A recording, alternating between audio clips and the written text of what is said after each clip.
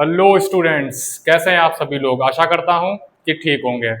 तो चलिए आज हम लोग देखने वाले हैं सेकंड चैप्टर के सारे एग्जाम्पल्स। पहला एग्जाम्पल देखते हैं।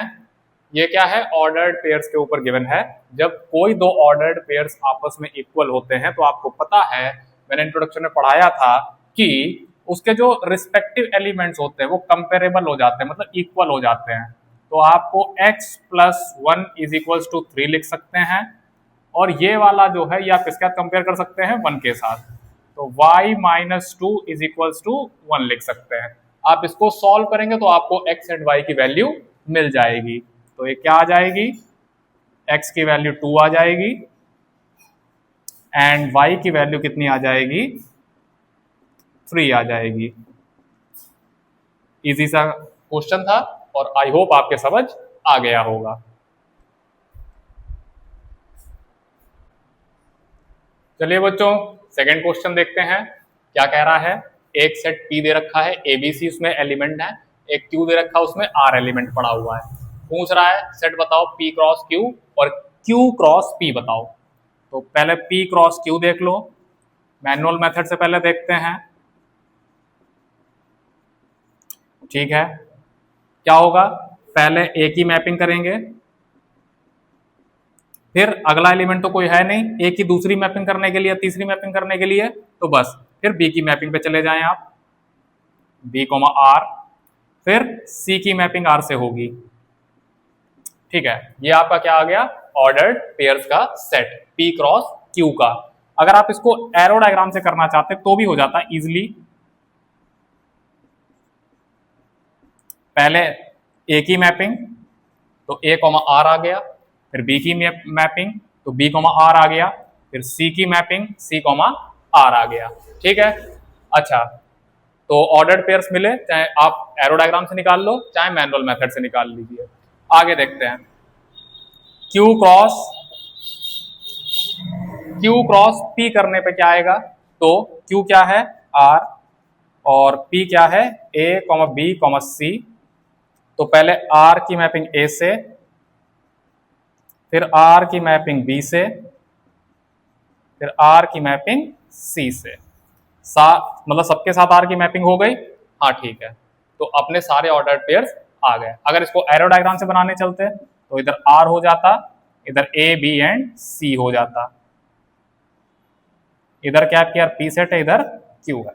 तो आप देखिए अब पूछा क्या गया है, ये तो निकल गए, ये तो निकल गए। Are these two products are equal. ठीक है, तो भाई नहीं दिख रहे हैं, ये ए कॉमा आर है, ए कॉमा आर आपने पढ़ा था नॉट इक्वल है आर कॉमा ए के। क्यों, ऑर्डर चेंज हो गया। तो जब एलिमेंट्स ही आपस में इक्वल नहीं है, सेम नहीं है, तो ये जो सेट बने हैं P cross Q and Q cross P, ये आपस में इक्वल नहीं होंगे। भाई यहाँ पे देखो A comma R ordered pair है, यहाँ R कॉमा A है, सबके ऑर्डर चेंज हैं। हर ऑर्डर्ड पेयर में उनके जो रिस्पेक्टिव एलिमेंट्स हैं उनके ऑर्डर चेंज हैं, hence they are not equal. I hope आपके समझ आ गया होगा। चलिए थर्ड क्वेश्चन देखते हैं। थर्ड क्वेश्चन में 4 पार्ट्स आपके गिवन है और 3 सेट्स आपके सामने हैं, ए बी एंड सी। अब आपसे पूछा गया ए क्रॉस बी इंटरसेक्शन सी। तो पहले आपको पहले पार्ट में क्या करना पड़ेगा, बी इंटरसेक्शन सी निकालना पड़ेगा सबसे पहले, तब तो आप उसका क्रॉस प्रोडक्ट लोगे ए के साथ। तो बी इंटरसेक्शन सी का मतलब क्या है, बी और सी में जो भी एलिमेंट्स कॉमन हैं उनको एक सेट बना के लिख दिया जाएगा। बी और सी 3 4, और इधर इन दोनों में कॉमन क्या है, ओनली 4। ठीक है, इतना बात समझ आया। अब आप क्या करेंगे, ए क्रॉस बी इंटरसेक्शन सी। तो ए में क्या है, 1 2 एंड 3, और इसका क्रॉस प्रोडक्ट लेने वाले हम लोग बी इंटरसेक्शन सी के साथ। चाहे आप इसको एरो डायग्राम से बना लें और चाहे मैनुअल मेथड यूज कर लें। 1 की मैपिंग 4 के साथ, 1 की फिर उसके बाद 2 की मैपिंग 4 के साथ, क्योंकि 1 की इधर कुछ और है ही नहीं, तो 1 की मैपिंग केवल इसी से कर देंगे। होते हो तो 1 की मैपिंग भी सबके साथ करते। ठीक है, फिर 1 की मैपिंग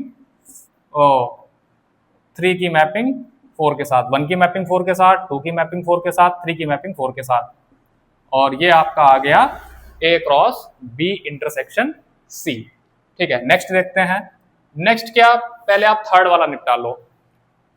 थर्ड वाला देख लो। थर्ड वाला क्या कह रहा है, हमें A cross B union C दे दो।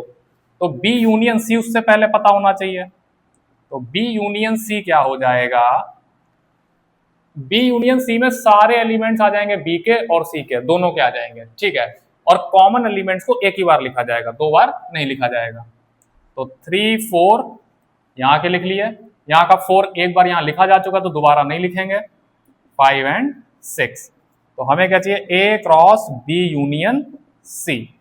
तो A में क्या है 1 2 3 क्रॉस B यूनियन C क्या है 3 4 5 एंड 6। अच्छे समझ आएगा, थोड़ा बड़ा सेट है। तो पहले 1 की मैपिंग सभी के साथ कर दो, समझ आया। तो 1 की मैपिंग जब सभी के साथ करोगे तो 1 3 1 4 1 5 एंड 1 6। ठीक है, इस सेट में ये 4 एलिमेंट्स आ गए। अब फिर 2 की मैपिंग स्टार्ट करिए सभी के साथ, 2 3 2 4 2 5 2 6। अब 3 की मैपिंग सबके साथ स्टार्ट होगी, 3 3 3 4 3 5 एंड 3 6। ठीक है, आई होप आपको ये 2 समझ आ गए होंगे। ठीक है, इसको नोट डाउन कर लीजिए, फिर इसको मिटा के अगले 2 समझाते हैं। चलिए थर्ड का सेकंड पार्ट करते हैं। अब सेकंड पार्ट के लिए क्या चाहिए, A क्रॉस B भी आपको चाहिए और A क्रॉस C भी चाहिए। तो पहले आप A क्रॉस B निकाल लो। तो A क्रॉस B में क्या होगा, सारे एलिमेंट्स की मैपिंग होगी सारे एलिमेंट्स B के साथ। सेट A के सारे एलिमेंट्स की मैपिंग होगी सेट B के सारे एलिमेंट्स के साथ। तो बनाना स्टार्ट करो, पहले 1 की सारी मैपिंग कर लो, 1 3 1 4, फिर 2 3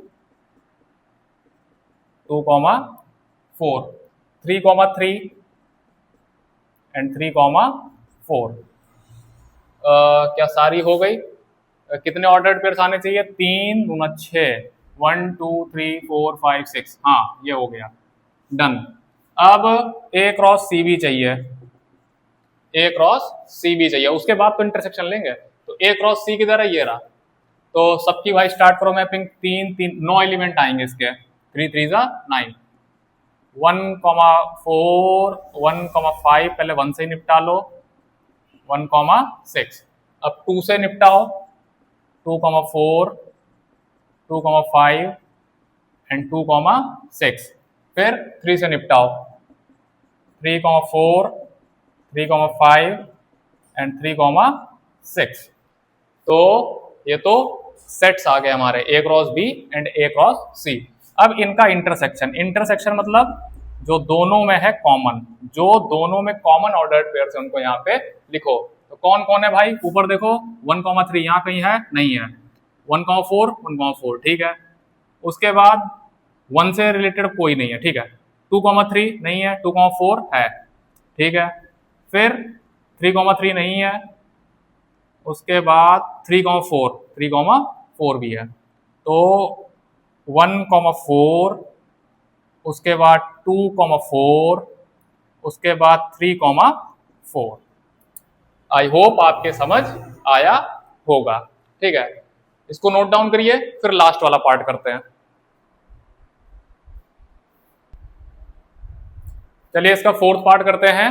और पूछा गया है A cross B union A cross C, बताओ।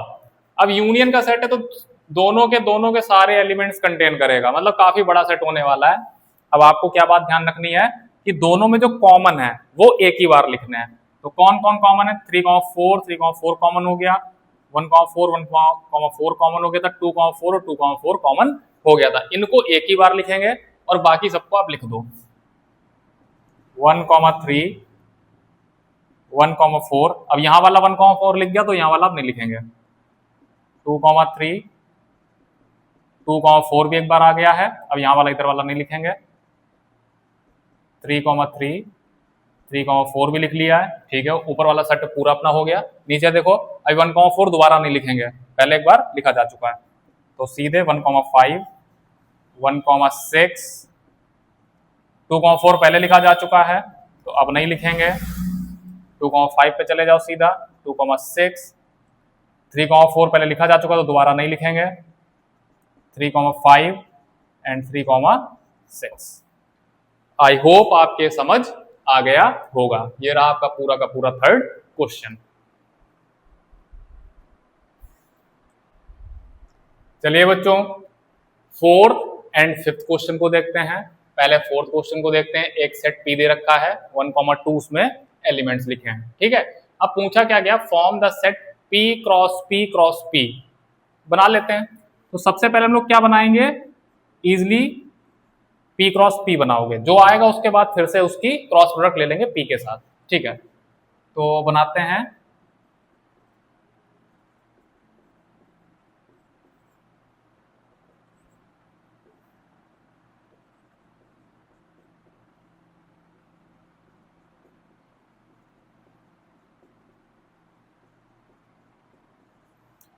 ठीक है, पहले 1 की मैपिंग 1 के साथ, फिर 1 की मैपिंग 2 के साथ, फिर 2 की मैपिंग 1 के साथ, फिर 2 की मैपिंग 2 के साथ। ये आपके पास क्या आ गया, P क्रॉस P आ गया। अब आपको क्या चाहिए, P क्रॉस P और उसका भी क्रॉस P के साथ। तो ये जो आया है ना आपका प्यारा सा सेट जो आपके पास आया है, इसको क्रॉस प्रोडक्ट करना है किसके साथ, P के साथ, ठीक है। तो कोई दिक्कत नहीं है। इसकी मैपिंग इसके साथ, तो ये कैसा दिखेगा, 1, 1, 1। फिर इसी की मैपिंग 2 के साथ, तो 1, 1,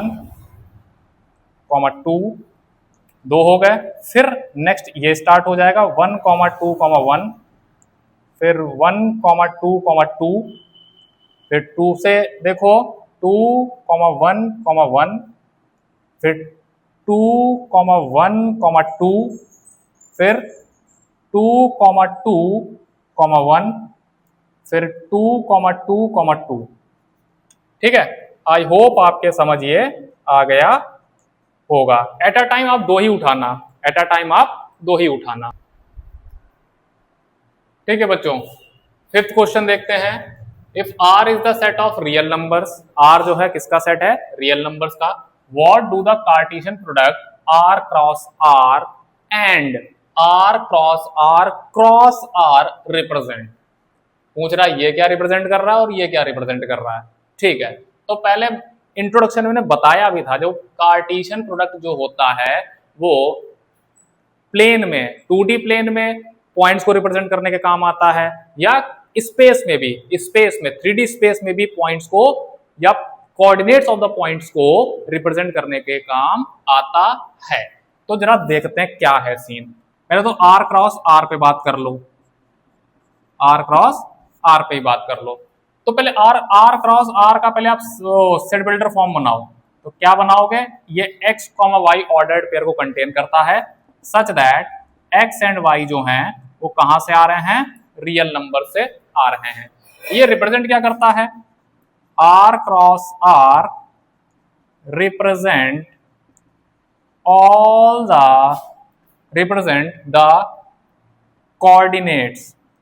represent the coordinates of all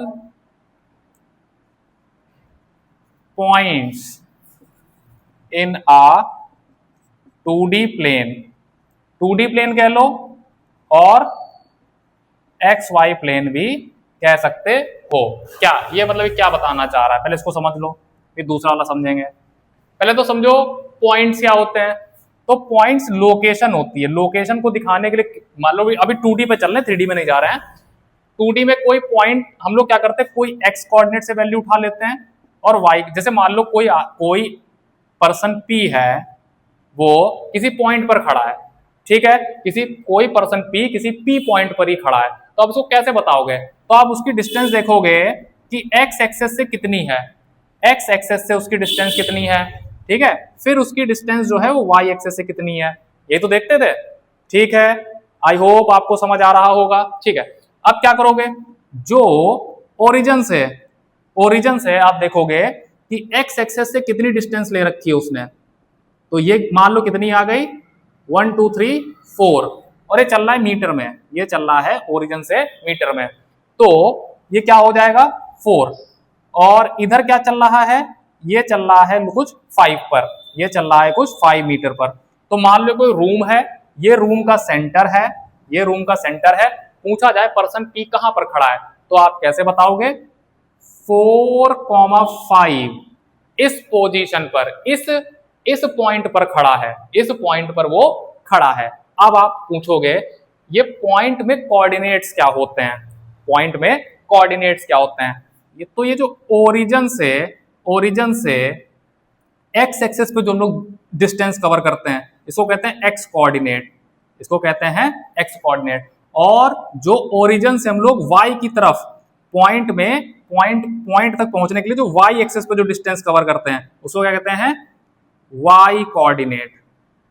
ठीक है, आई होप आपको कोऑर्डिनेट्स का मतलब समझ आ गया होगा और पॉइंट्स का मतलब समझ आ गया होगा। ठीक है, पॉइंट जो होता है वो कोऑर्डिनेट से मिलकर बनता है। ठीक है, कोऑर्डिनेट जो होते हैं, जो उसमें जो ऑर्डर्ड पेयर के अंदर जो एलिमेंट्स होते हैं वो होते हैं कोऑर्डिनेट्स, और ऑर्डर्ड पेयर किसको रिप्रेजेंट करता है, वो किसको रिप्रेजेंट करता है पॉइंट को।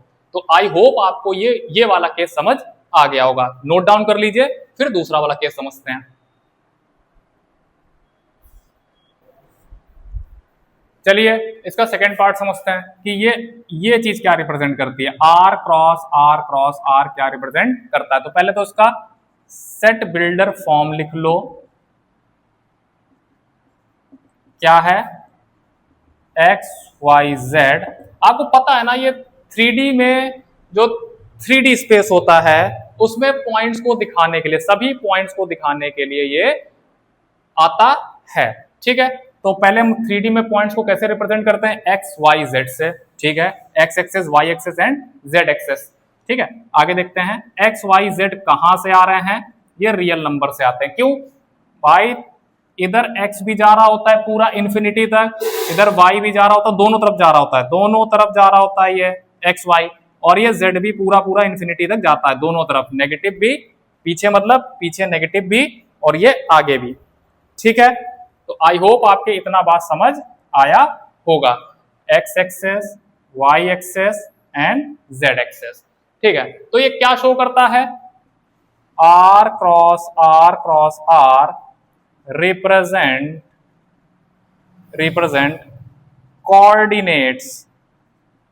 coordinates of all the points in a 3D space।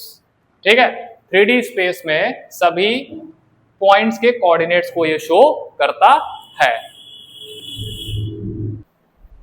चलिए बच्चों 6th क्वेश्चन देखते हैं क्या कह रहा है। 6th क्वेश्चन, आपको A क्रॉस B दे रखा है, ठीक है, आपसे पूछ रहा है find A and B, set A बताओ सेट B बताओ। तो आपको बताया था इंट्रोडक्शन में कि ये जो ऑर्डर्ड पेयर के अंदर जो फर्स्ट एलिमेंट लिखा होता है ये कहां से आता है, पहले वाले सेट से। ये कहां से आता है, पहले वाले सेट से। तो भाई लिख दो P और फिर से P M एंड M, हमने पहले लिख ली है। अब क्या होगा, आपको कोई भी एलिमेंट 2 बार नहीं लिखना, तो M एक बार हटा दो और P भी एक बार हटा दो, सिर्फ एक बार लिखो। तो ये तो आपको क्या मिल गया A। अच्छा B की बात करें तो B में देख लो Q R Q 2 बार आ रहा है तो एक ही बार लिखेंगे, R भी 2 बार आ रहा है तो एक ही बार लिखेंगे। ठीक है, तो आई होप क्योंकि दूसरे वाला जो सेट होता है उसके एलिमेंट्स को कौन रिप्रेजेंट करता है, जो ऑर्डर्ड पेयर में जो सेकंड एलिमेंट लिखा होता है। आई होप ये आपके समझ आ गया होगा। चलिए देखते हैं 7th एग्जांपल क्या कह रहा है। सेट A आपको दे रखा है जिसमें 6 एलिमेंट हैं। Define a relation from A to A by, ये रिलेशन की डेफिनेशन।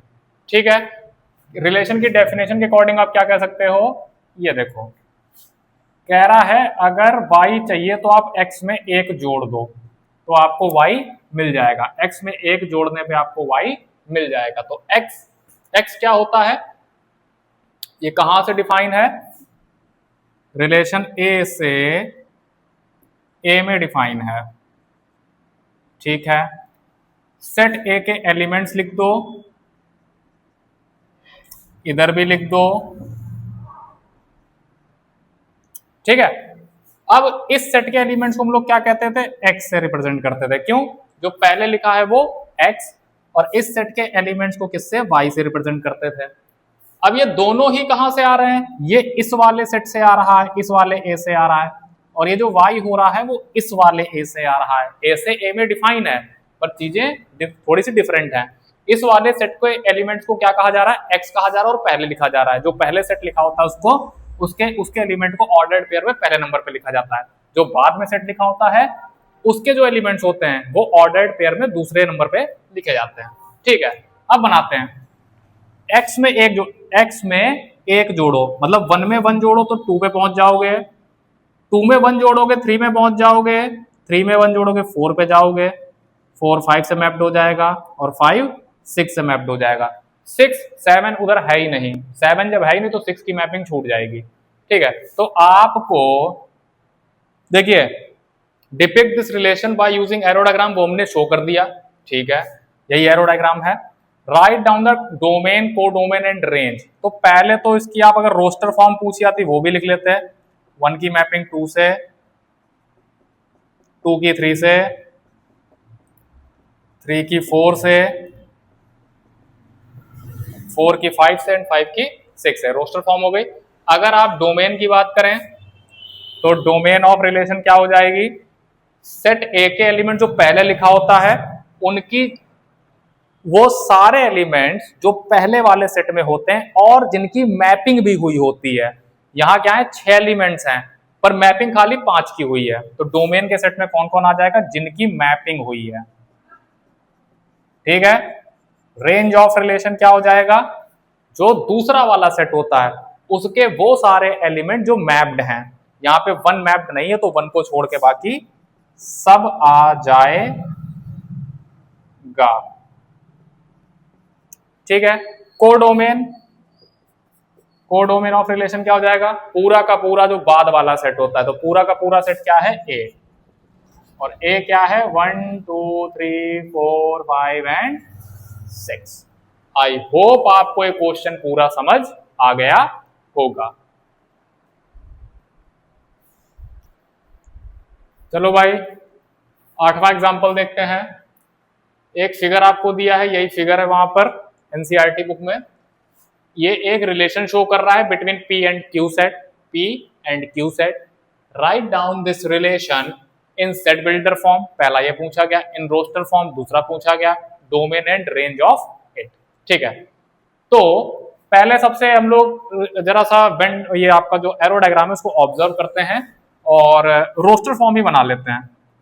पहले रोस्टर फॉर्म ही बना लेते हैं।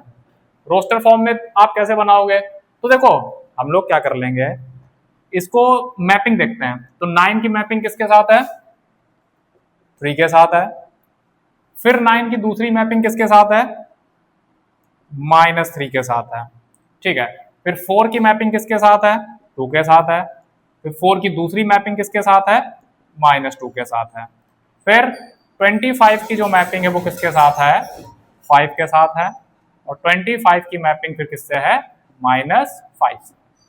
तो ये तो आपकी आ गई रोस्टर फॉर्म। तो सेकंड वाला पार्ट हो गया। अब बनाते हैं सेट बिल्डर फॉर्म। तो सेट बिल्डर फॉर्म कैसे बनाओगे, R this relation R contains, ये करली ब्रैकेट्स क्या करता था, कंटेन्स को शो करता था, contains all those ordered pairs such that all those ordered pair x, y। अच्छा x किसको रिप्रेजेंट करेगा, x इस सेट के एलिमेंट्स को रिप्रेजेंट करेगा जो कहां से आ रहे होंगे, p से आ रहे होंगे। x कहां से आता है, हमेशा पहले वाले से, जो पहले लिखा है वो पहले वाले से आ रहा है। अच्छा ये दूसरा वाला, ये यहां से y आ रहा होगा, तो y कहां से आएगा, q से आएगा, ठीक है। R relation contains all those ordered pairs x, y such that, अब किस तरह से भाई, यहाँ पे अब आप एक पैटर्न ऑब्जर्व करो। आप क्या ऑब्जर्व करोगे, अगर आप y का स्क्वायर कर रहे हो तो आपको x मिल रहा है, ठीक है। आप y का स्क्वायर करो, 3 का स्क्वायर करो 9 मिलेगा, -3 का स्क्वायर करोगे फिर 9 मिलेगा, 2 का स्क्वायर करोगे 4 मिलेगा, -2 का स्क्वायर करोगे 4 मिलेगा। तो आप क्या कर रहे हो, y का स्क्वायर कर रहे हो तब आपको x मिल रहा है, ठीक है। इतना बात समझ आया। और जो x है वो कहां से आ रहा है, p से आ रहा है, और y कहां से आ रहा है, q से आ रहा है। आई होप आपको ये roster form set builder form लिखनी आ गई होगी। अच्छा, अब करते हैं बात थर्ड पार्ट की। डोमेन ऑफ रिलेशन बतानी है और रेंज ऑफ रिलेशन बतानी है। तो कई बार इस पे डिस्कशन हो चुका है। जो पहले वाला सेट है उनमें देख लो किन किन एलिमेंट्स की मैपिंग हुई है, तो सारे ही एलिमेंट्स की मैपिंग हुई है, तो सारे ही एलिमेंट्स को आप यहाँ पे लिख दो, वो डोमेन में चले जाएंगे।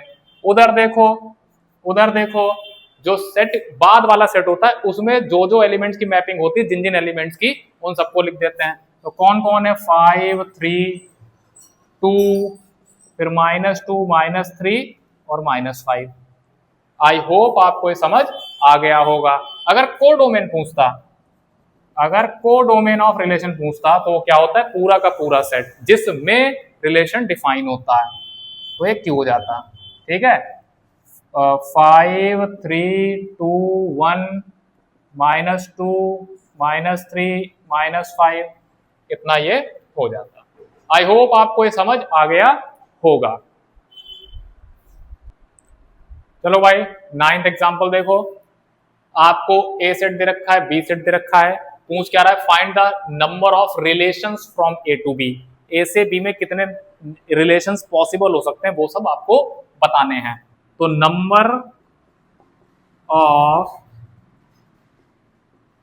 Relations possible from A to B, ये क्या फॉर्मूला होता था, ये इजी सा फॉर्मूला था, number of elements in A and into number of elements in B, 2 raise to power number of elements in A into number of elements in B. तो यहां कितने एलिमेंट्स हैं, 2 हैं, और बी में भी कितने हैं, 2 हैं, तो कितना हो जाएगा 16। ऐसे कितने रिलेशंस पॉसिबल होंगे, 16। आई होप आपको ये समझ आ गया होगा, इजी सा क्वेश्चन था, फॉर्मूला था केवल, ठीक है। चलिए आपके सामने 10th एग्जांपल आ गया है और देखते हैं क्या कह रहा है। Let n be the set of natural numbers. n क्या है, सेट ऑफ नेचुरल नंबर्स, हम लोग फर्स्ट चैप्टर में कई बार पढ़ चुके हैं। And the relation R be defined on set, on n, on set n। इसका मतलब क्या हुआ, नेचुरल नंबर के सेट से नेचुरल नंबर के सेट में रिलेशन डिफाइन हुआ है। इतना बात समझ आया, बढ़िया। अब थोड़ा सा नंबर्स लिख भी लो, 1 2 3 4 5 6 7 8 9 10 11 12 13 14, और ये चलता रहेगा। थोड़े से लिख लो समझने के लिए, कभी अभी जब इस डेफिनेशन को डिकोड करेंगे तो ये नंबर्स काम आएंगे, ठीक है। सारे नहीं लिखने पर, सारे लिख भी नहीं सकते हैं, पर थोड़े जो लिख सकते हैं वो लिख लीजिए समझने के लिए, ठीक है। इतने मैंने लिख लिया। 3 डॉट का मतलब क्या होता है, ये अंदर ही डॉट लगाइएगा, क्यों, ये इन्फिनिटी को शो करता है कि नंबर चलते चले जा रहे हैं, ठीक है। आगे सुनते हैं, अब इस डेफिनेशन को डिकोड करते हैं। x, y, पहले x लिखा तो मतलब इस सेट के एलिमेंट को किससे बुलाया जा रहा है, x से बुलाया जा रहा है, लेकिन वो आ कहां से रहे, नेचुरल नंबर के सेट से ही आ रहे हैं। और इस सेट के एलिमेंट्स को y कहा जा रहा है, लेकिन वो भी कहां से आएंगे, नेचुरल नंबर के सेट से ही आएंगे। अब क्या कह रहा है, y का अगर वो x का अगर 2 टाइम्स करो तो कहां पहुंचोगे, y तक पहुंचोगे। तो भाई 2 टाइम्स करो, 2 टाइम्स करो, 1 का 2 टाइम करोगे तो कहां पहुंचोगे, 1 का अगर 2 टाइम कर दोगे तो कहां पहुंचोगे, ये रहा, ठीक है। समझ गए, समझ गए। अच्छा चलो इसको यहां लिख लेते हैं। तो अगर x चाहिए तो y का हाफ कर दो, ऐसे भी आप पढ़ सकते हो। अगर x चाहिए तो y का हाफ कर दो, ठीक है। या आप ऐसे कह सकते हो, x का 2 टाइम्स होगा तो y आपको मिल जाएगा। तो जैसे पढ़ना चाहो आप पढ़ सकते हो। तो कैसे हम लोग पढ़े, चलो वैल्यू रखते हैं x की, एक ऐसे भी हो सकता है, यहाँ एक ऐसे भी पॉसिबल है, आप ऐसे देख सकते हो इसको कि x की डिफरेंट डिफरेंट वैल्यूज रखते जाओ। भाई यही तो x की वैल्यूज हैं सब, तो अगर 1 रखोगे यहाँ तो y क्या मिलेगा, 2 मिलेगा। ओ ये तो थोड़ा सा लोचा हो गया, इसको देखो भाई। हाँ x की वैल्यूज रखते जाओ, x की वैल्यूज यहां से रखते जाओ और y की मिलती जाएगी। सही है, बिल्कुल देख लेते हैं पहले x का 2 टाइम्स करके। हाँ मैंने उल्टा बोल दिया था, ठीक है अब सही है। x का जब 2 टाइम्स करोगे तो आपको y मिलेगा, x का 2 टाइम्स करने पे आपको y मिलेगा, x का 2 टाइम्स करने पे आपको y मिलेगा। अब सही है।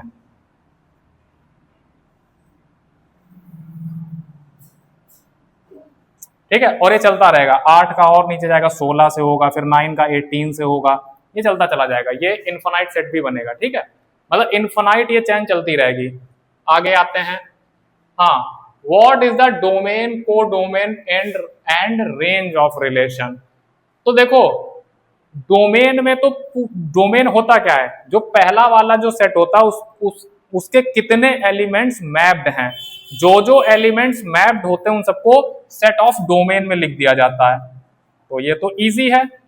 यहाँ तो देखो धीरे धीरे सारे ही मैप्ड हो जाएंगे, धीरे धीरे सारे ही मैप्ड हो जाएंगे, तो आप सीधा सीधा क्या कह दोगे, नेचुरल नंबर का सेट ही हो जाएगा। ठीक है, चलिए अब रेंज देखते हैं। Range of relation, range of relation में क्या आएगा, पहले 2 आएगा, फिर 4 आएगा, फिर 6 आएगा, फिर 8 आएगा।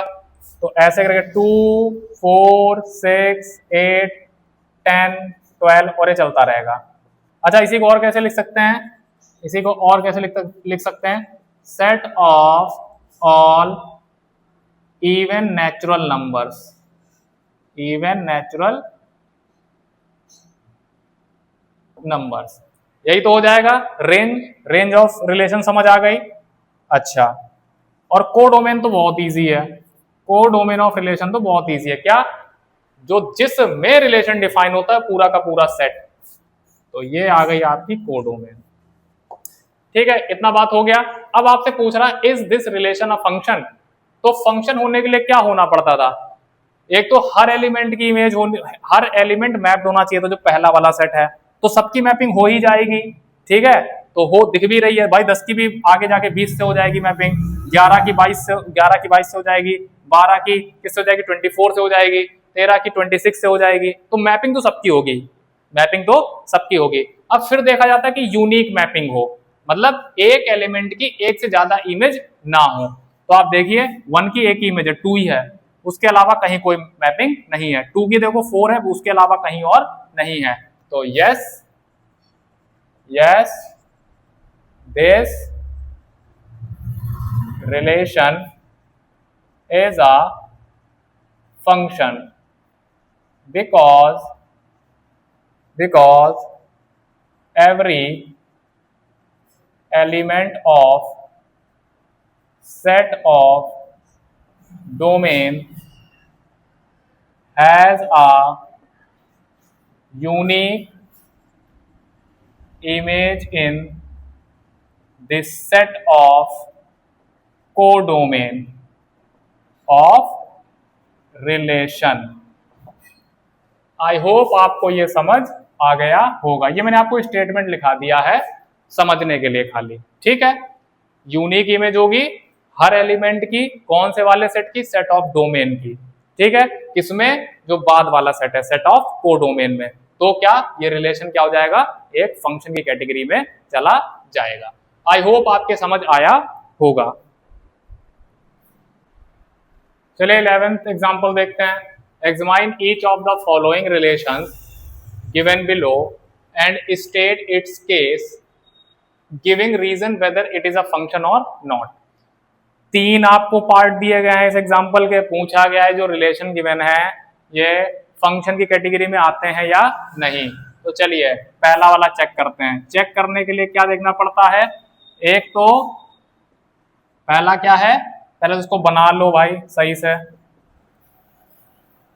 2 पहले सेट में कौन कौन से एलिमेंट्स लिखे जाएंगे, जो पहले लिखे हैं। ठीक है, ऑर्डर्ड पेयर में जो पहले लिखे हैं, उनको आप लिख दीजिए 2, 3 एंड 4। ये तो गए लिख। अब सेकंड प्लेस पे कौन से लिखे जाएंगे? उधर वाले सेट में कौन से लिखे जाएंगे जो सेकंड प्लेस पे हैं?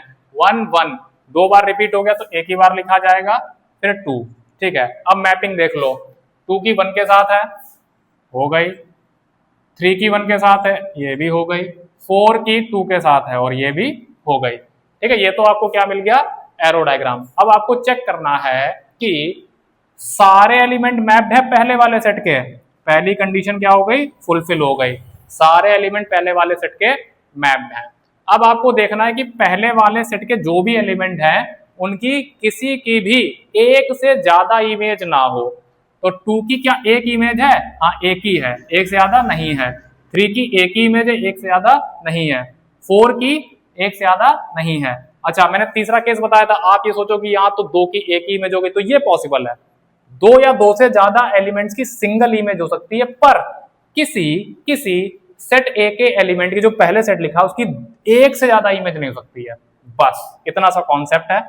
तो दोनों कॉन्सेप्ट यहाँ पे फुलफिल हो रहे हैं। तो yes, this relation is a function. हो गया, समझ आ गया। सेकंड वाले को ऑब्जर्व करो, नोट डाउन करो। इसका एरो डायग्राम पहले बनाओ। 2, 2, 3, 4। पहला एलिमेंट देखो 2, 2, 3 एंड 4। तो 2, 2 दो बार नहीं लिखा जाएगा, एक ही बार लिखा जाएगा और ये आपका रिलेशन तैयार हो गया। 2, 4, 3, 4। तो पहले 2, फिर 3, 4। ठीक है, 3 एंड 4।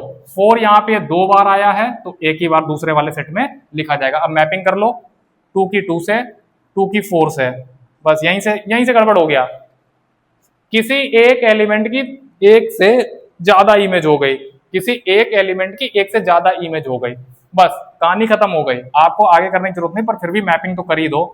2 की 2 से हो गई, 2 की 4 से हो गई, 3 की 3 से हो गई और 4 की 4 से हो गई। तो this relation is not a function because this relation is not a function because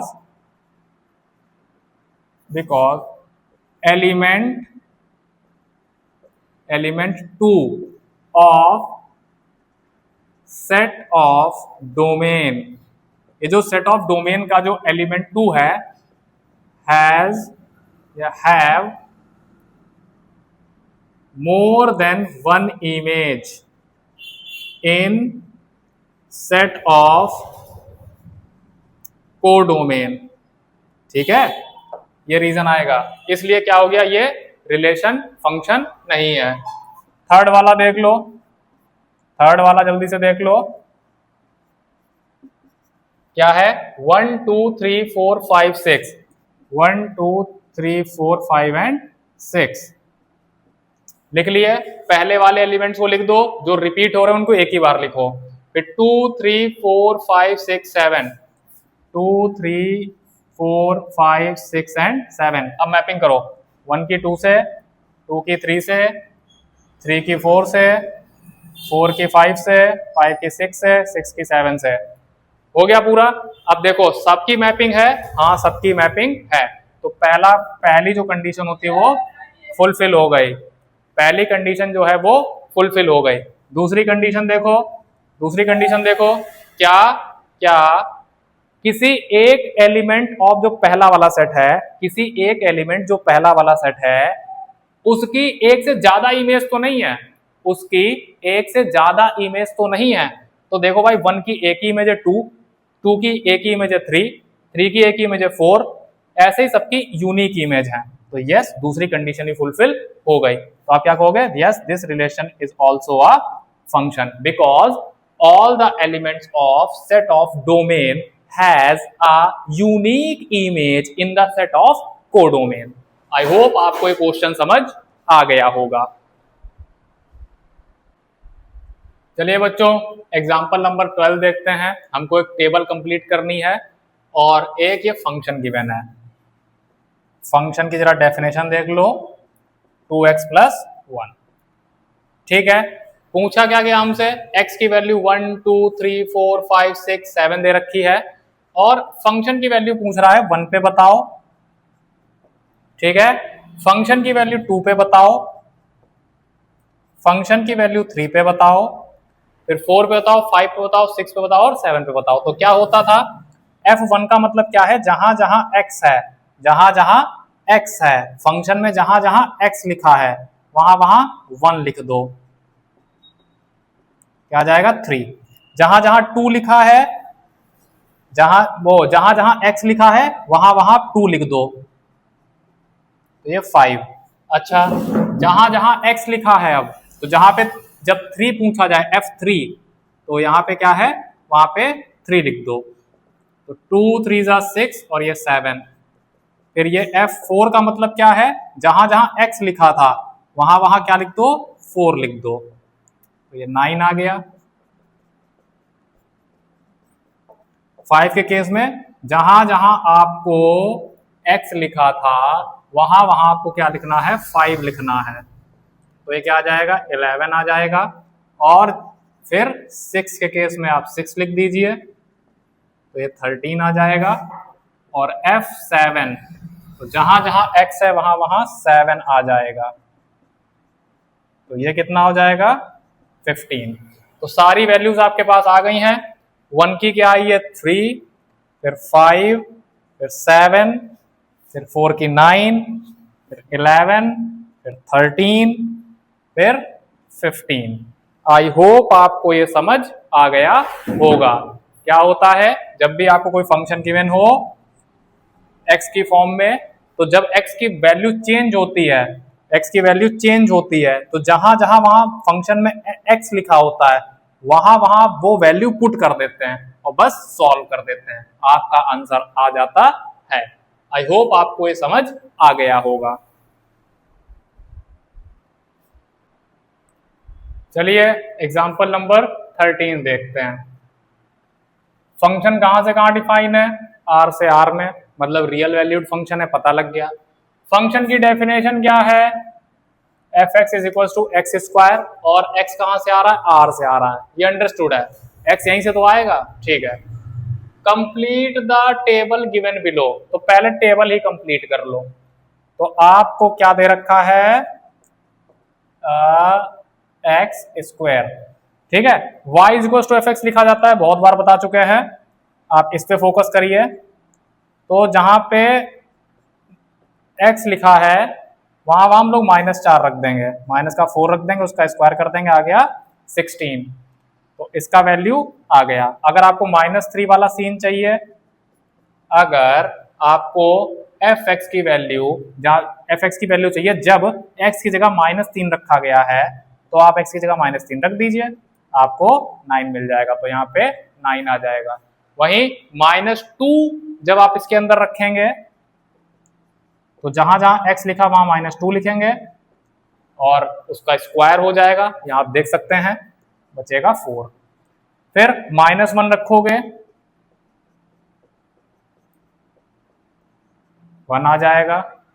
0 रखने पे यहां 0 आ जाएगा। अब यहां पे 1 रखिए, यहां पर 1 रखिए, तो 1 का स्क्वायर फिर से 1 आ जाएगा, ठीक है।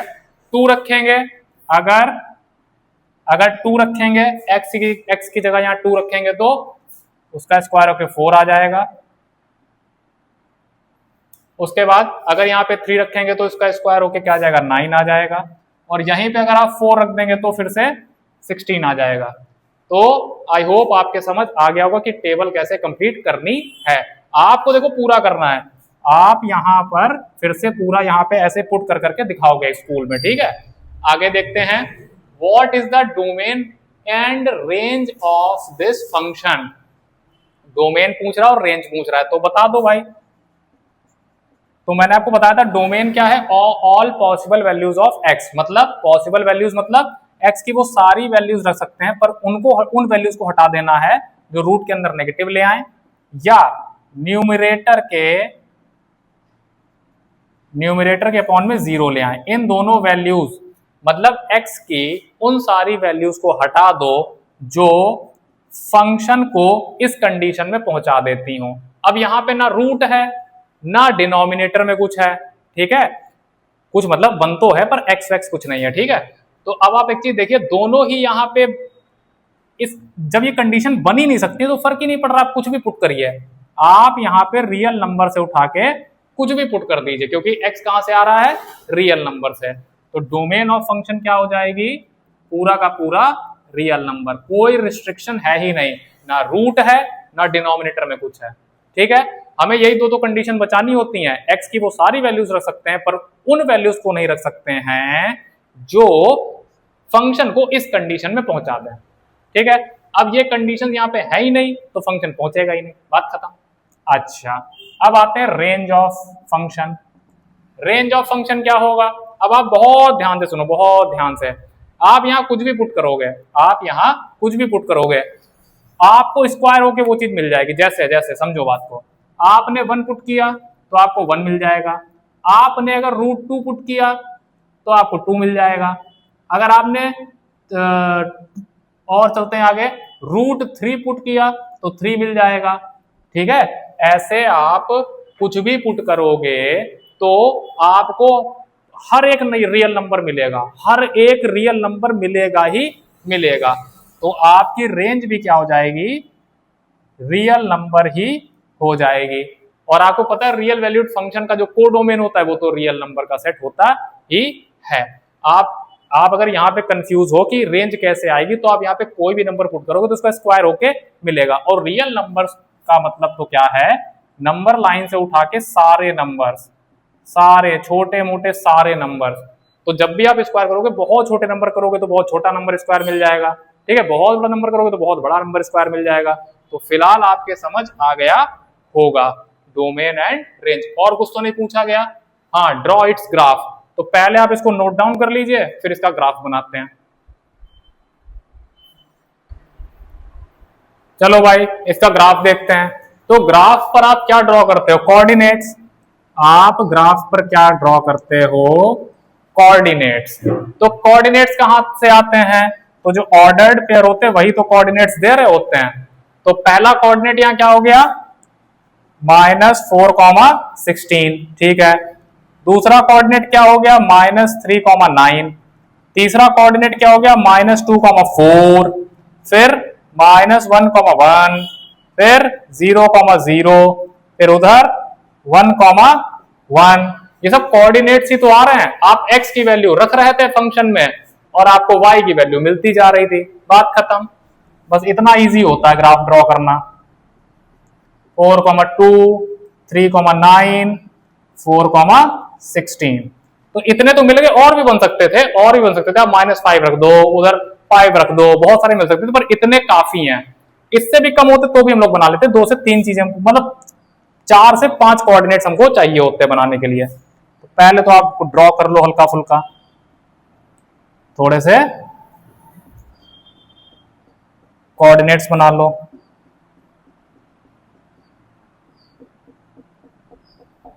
ठीक है, अब एक चीज देखो, आपने जब 0 रखा, 0,0 कहां पे आएगा, ये रहा। ठीक है, फिर 1,1, जब +1 रखा तो आपको +1 ही मिल गया। फिर आपने क्या रखा, 2 रखा तो 4 मिला, 2 रखा तो 4 मिल गया। देखो 1 2 3 4 ये मिला और ये आया 2। ठीक है, उसके बाद 3 रखा तो 9 मिला, 1 2 3 4 5 6 7 8 9, कुछ यहां पे जाके मिला। चलो अब 4 रख के 16 तो नहीं लेने जाएंगे, चलो इतना काफी है, मिल भी गया कुछ कुछ। ठीक है, अब क्या है, -1 रखा तो फिर से 1 मिल गया, फिर -2 रखा तो 4 मिला पॉजिटिव का, 1 2 3 4, फिर -3 रखा तो 9 मिला पॉजिटिव का। तो अब इसको ज्वाइन कर दो।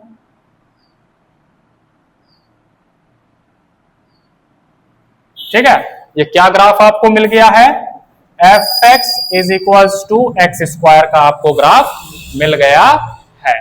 ये कौन सा एक्सेस है, x एक्सेस है, और ये कौन सा एक्सेस है, y एक्सेस है। आई होप आपके समझ आ गया होगा। ठीक है, आगे चलते हैं। चलिए बच्चों, 14th एग्जाम्पल देखते हैं। Draw the graph of the function, real valued function है, क्यों, r से r में डिफाइंड है, डिफाइंड बाय, और ये रही इसकी डेफिनेशन, ठीक है, एक क्यूबिक फंक्शन है, आपको दिख भी गया होगा ये f x is equals to x cube. और हम लोग क्या कर सकते हैं इसको, और कैसे लिख सकते हैं, y is equals to x cube. अब अगर इसका ग्राफ ड्रॉ करना है, अगर इसका ग्राफ ड्रॉ करना है तो हमें 4 से 5 कोऑर्डिनेट्स चाहिए होंगे, उन्हीं को तो ज्वाइन करेंगे तब तो ग्राफ आएगा। तो यहां मैंने पहले से ही एक टेबल प्रिपेयर कर ली है, अब इसमें x और y की वैल्यू रख के देखते हैं। ठीक है, ये रहा अपना फंक्शन। अगर हम लोग क्या रखेंगे, x इज इक्वल्स टू 1 तो y इज इक्वल्स टू भी हमको क्या मिलेगा 1, तो इधर क्या आ गया 1 एंड 1। तो कोऑर्डिनेट क्या मिल गया यहां से, एक कोऑर्डिनेट तो ये मिल गया। ठीक है, बढ़िया। फिर क्या करेंगे, if x is equals to 2 then y is equals to क्या आ जाएगा 8। तो अगर 2 रखा तो 8 मिल गया, तो 2,8 एक कोऑर्डिनेट हमको ये मिल गया, एक पॉइंट के कोऑर्डिनेट्स हमको ये मिल गए। ठीक है, और आगे बढ़ते हैं। अगर x इज इक्वल्स टू 0 रख दें तो y इज इक्वल्स टू क्या हो जाएगा 0, तो 0,0। उसी प्रकार अगर -1 रख दें तो y इज इक्वल्स टू क्या हो जाएगा -1। तो अगर -1 रखोगे तो -1 ही मिल जाएगा। तो यहाँ लिख भी लेते हैं, 0 रखने पे 0 मिला, -1 रखने पे -1 मिला। और रखते हैं इसी में, if x is equals to -2 तो y क्या हो जाएगा -8। तो कोऑर्डिनेट क्या हो जाएंगे इस पॉइंट के, एक पॉइंट ये और आ गया। अच्छा, 1 2 3 4 5 आ चुके हैं, 5 और निकालना चाहना तो आप और निकाल लेना। जैसे x इज इक्वल टू अगर 3 रख दो तो y इज इक्वल टू 27 हो जाएगा। ठीक है, -3 रखेंगे तो -27 हो जाएगा। ठीक है, अब इतने पॉइंट्स काफी, क्योंकि 27 तो आप दिखा भी नहीं पाओगे, यहाँ पे बहुत दूर चला जाएगा कहीं पे। ठीक है, तो हम लोग इतने में अपना काम चलाने की कोशिश करते हैं। तो पहले ड्रॉ करते हैं 0,0, तो 0,0 ये आ गया। ठीक है, उसके बाद 1,1, 1,1 आपको कहीं यहाँ देखने को मिलेगा, ये रहा। ठीक है, उसके बाद 2,8, ये पहला x एक्सेस है फिर दूसरा y एक्सेस है। ठीक है, तो 2,8 कहाँ गया, कहाँ गया, ये आया, ये रहा। उसके बाद -1,-1 ये रहा, और -2,-8, -2,-8 ये रहा। ठीक है, और उसके बाद क्या है 3,27, 3,27 कहीं बहुत दूर जाके कहीं यहाँ कहीं पड़ेगा जाके। ठीक है, और दूर चले जाओ तो हम लोग क्या कर देंगे, इसको ज्वाइन करिए, इसको ज्वाइन करिए और इधर ये ज्वाइन करिए। ठीक है, तो कुछ ऐसा ग्राफ आपको देखने को मिलेगा। अब देखिए, अभी तो चलता रहेगा ना ये ग्राफ, अगर ये चलता रहेगा तो उस कंटिन्यूटी को कैसे शो करेंगे, ग्राफ की कंटिन्यूटी को शो कैसे करेंगे, आप एरो लगा दीजिए, ये कंटिन्यूअस है, और इधर भी एरो लगा दीजिए, मतलब इधर भी ये कंटिन्यूअस है। तो आई होप आपको समझ आएगा ग्राफ ड्रॉ करना। बहुत छोटे छोटे फंक्शंस आएंगे अभी आपके सेकंड चैप्टर में, और इजीली आपके ग्राफ ड्रॉ हो जाएंगे। जैसे आपको पहले क्या करना है, इसको y is equal to x की फॉर्म में लिख लेना है, फिर x की डिफरेंट डिफरेंट वैल्यूज 4 से 5 रख के देख लेनी है, और y की वैल्यूज जब मिल जाएंगी तो आपको कोऑर्डिनेट्स फॉर्म कर लेने हैं, फिर उन कोऑर्डिनेट्स को ग्राफ पे ड्रॉ कर लेना है, फिर सारे पॉइंट्स को मिला देना है। आई होप आपके समझ आ गया होगा। चलिए बच्चों, हम लोग देखते हैं अब 15th example, define the real valued function. अच्छा, इस फंक्शन की डोमेन क्या, मतलब क्या बता रहा है, r माइनस 0। इस सेट से, सेट मतलब सारा रियल नंबर एक्सेप्ट 0। ये क्या है, इस सेट से, अब ये पूरा सेट इस सेट से कहां डिफाइन है, रियल वैल्यू के सेट में। ठीक है, ये फंक्शन इस बात को समझो, ये क्या कह रहा है कि ये जो फंक्शन है वो आर सेट जो इसमें से खाली जीरो हटा दो वहां से डिफाइन है, और किस में डिफाइन है? रियल नंबर के कंप्लीट सेट में। ठीक है, बढ़िया। आगे देखो, डिफाइंड बाय ये रहा फंक्शन, आपका फंक्शन भी देख लो कैसा है। ठीक है, असल में रेशनल फंक्शन का एक एग्जांपल है। आगे बढ़ते हैं। x कहां से आ रहा है? x बिलोंग्स टू ये, जाहिर सी बात है यहीं से आएगा, जहां से डिफाइन होता वहीं से आता है। y कहां से आता है? उस वाले सेट से, उसको क्या कहते हैं? Set of codomain. अच्छा, complete the table given below using the definition, यही डेफिनेशन है, यही डेफिनेशन है, इसी का यूज करके हमको कंप्लीट करनी है टेबल।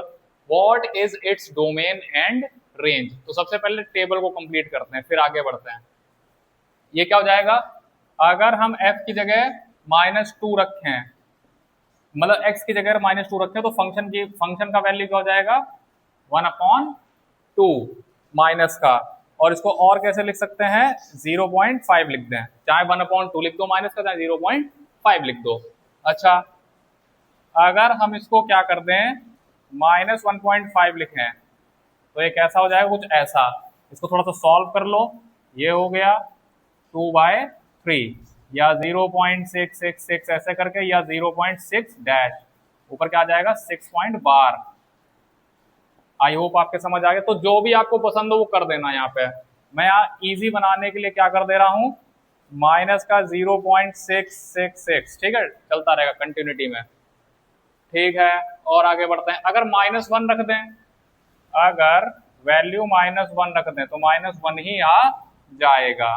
ठीक है, अगर ये रख दें, अगर इस फंक्शन में x का वैल्यू ये रख दें माइनस का 0.5, तो क्या आ जाएगा? ये और 2, ये क्या आ गया? 2 आ गया। ठीक है, अगर 0.25 रख दें, अगर 0.25 रख दें तो ये कहाँ पहुंचेगा? उसको भी देख लो, ये हटाया, ऊपर 2 0 बढ़ाए, और 4, ये कहाँ पहुंच गया? 4 पे। ठीक है, अगर 0.5 रख दें, अगर 0.5 रख दें तो कहाँ पहुंच जाएंगे आप? 2 पर पहुंच जाएंगे। अगर 1 रखेंगे तो 1 पे ही पहुंच जाएंगे, इजी है। 1.5 रखेंगे तो कहाँ पहुंचेंगे? ये भी देख लीजिए, फिर से 2/3 वाला ही बनेगा, मतलब 0.6666 चलता रहेगा, और अगर 2 रख देंगे तो 0.5 पे पहुंच जाएंगे। ठीक है, आई होप आपके टेबल तो समझ आ गई होगी। कंप्लीट करना बहुत इजी टास्क है, आप क्लास 10th में भी करते थे इसको। ठीक है, आगे बढ़ते हैं। What is its domain and range? तो जरा डोमेन और रेंज पे चर्चा कर लो। ठीक है, डोमेन क्या होता था? All possible values of x. तो पॉसिबल वैल्यूज ऑफ एक्स से मतलब क्या होता था? अंडर रूट के अंदर नेगेटिव ना आ जाए, और न्यूमरेटर के अपॉन में 0 ना आ जाए। ये दो कंडीशंस फंक्शन की ना हो जाएं। ठीक है, अब इन दो कंडीशंस को पहुंचाने वाली x की वो सारी वैल्यूज हम हटा देते थे डोमेन से। बात समझ आ रही है? तो x की कोई ऐसी वैल्यू मत उठा लेना जो इन दोनों में से कोई कंडीशन बन जाए। बात आ रही है समझ? अब रूट वाला सीन तो यहाँ पे है नहीं, पर न्यूमरेटर एंड डिनोमिनेटर वाला सीन यहाँ पे आ रहा है। तो अगर हम x की वैल्यू 0 रख दें तो किस कंडीशन में चला जाएगा? इस वाली कंडीशन में। ठीक है, तो x कभी 0 के इक्वल तो नहीं हो सकता। ये बात समझ आ गया? ये वैल्यू हमको डोमेन से हटानी पड़ेगी। अच्छा, और किसी कंडीशन में ये होगा? नहीं। आप कुछ भी रखो, छोटे से छोटा नंबर रखो, बड़े से बड़ा नंबर रख लो। तो डोमेन ऑफ फंक्शन क्या हो गई? All real numbers. कुछ भी रखो, पर आप 0 नहीं रख सकते। 0 रखते ही आफत आ जाएगी, नॉट डिफाइन हो जाएगा, जो हमें बचाना है। ठीक है, तो मतलब ये कंडीशन हमको बचानी है। तो ये कंडीशन किस पर आ रही है? तो x इज इक्वल टू 0 पर, तो हमने वही हटा दिया, वही हटा दिया। चलिए बच्चों, डोमेन आपके समझ आ गई थी इस फंक्शन की। अब रेंज पे बात कर लेते हैं, तो बना लेते हैं।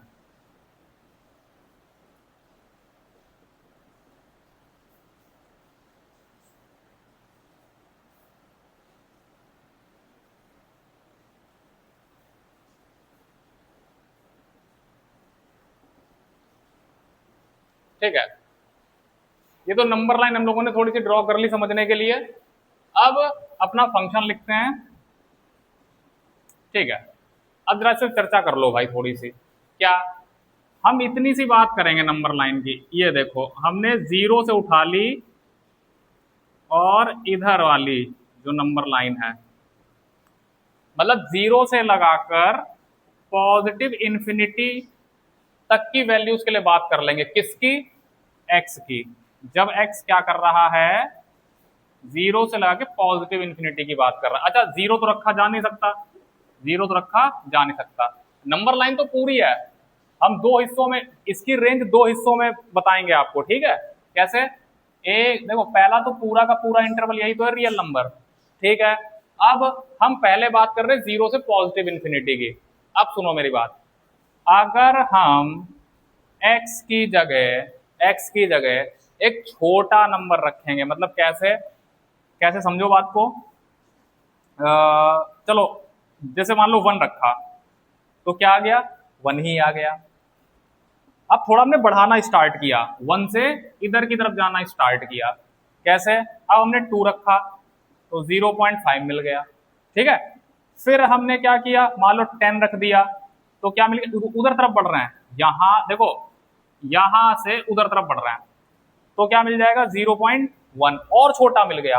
अच्छा, और बड़ा रखो नंबर नीचे तो और छोटा मिल गया। बात समझ आ रहा है? अब आपने इनफाइनाइट टाइम्स बड़ा नंबर रख दिया, इनफाइनाइट टाइम्स बड़ा नंबर रख दिया तो आपको क्या मिलेगा? इनफाइनाइट टाइम्स छोटा नंबर मिल जाएगा। इतना बात समझ आ रहा है? ठीक है। मतलब अगर हम लोग इधर आए,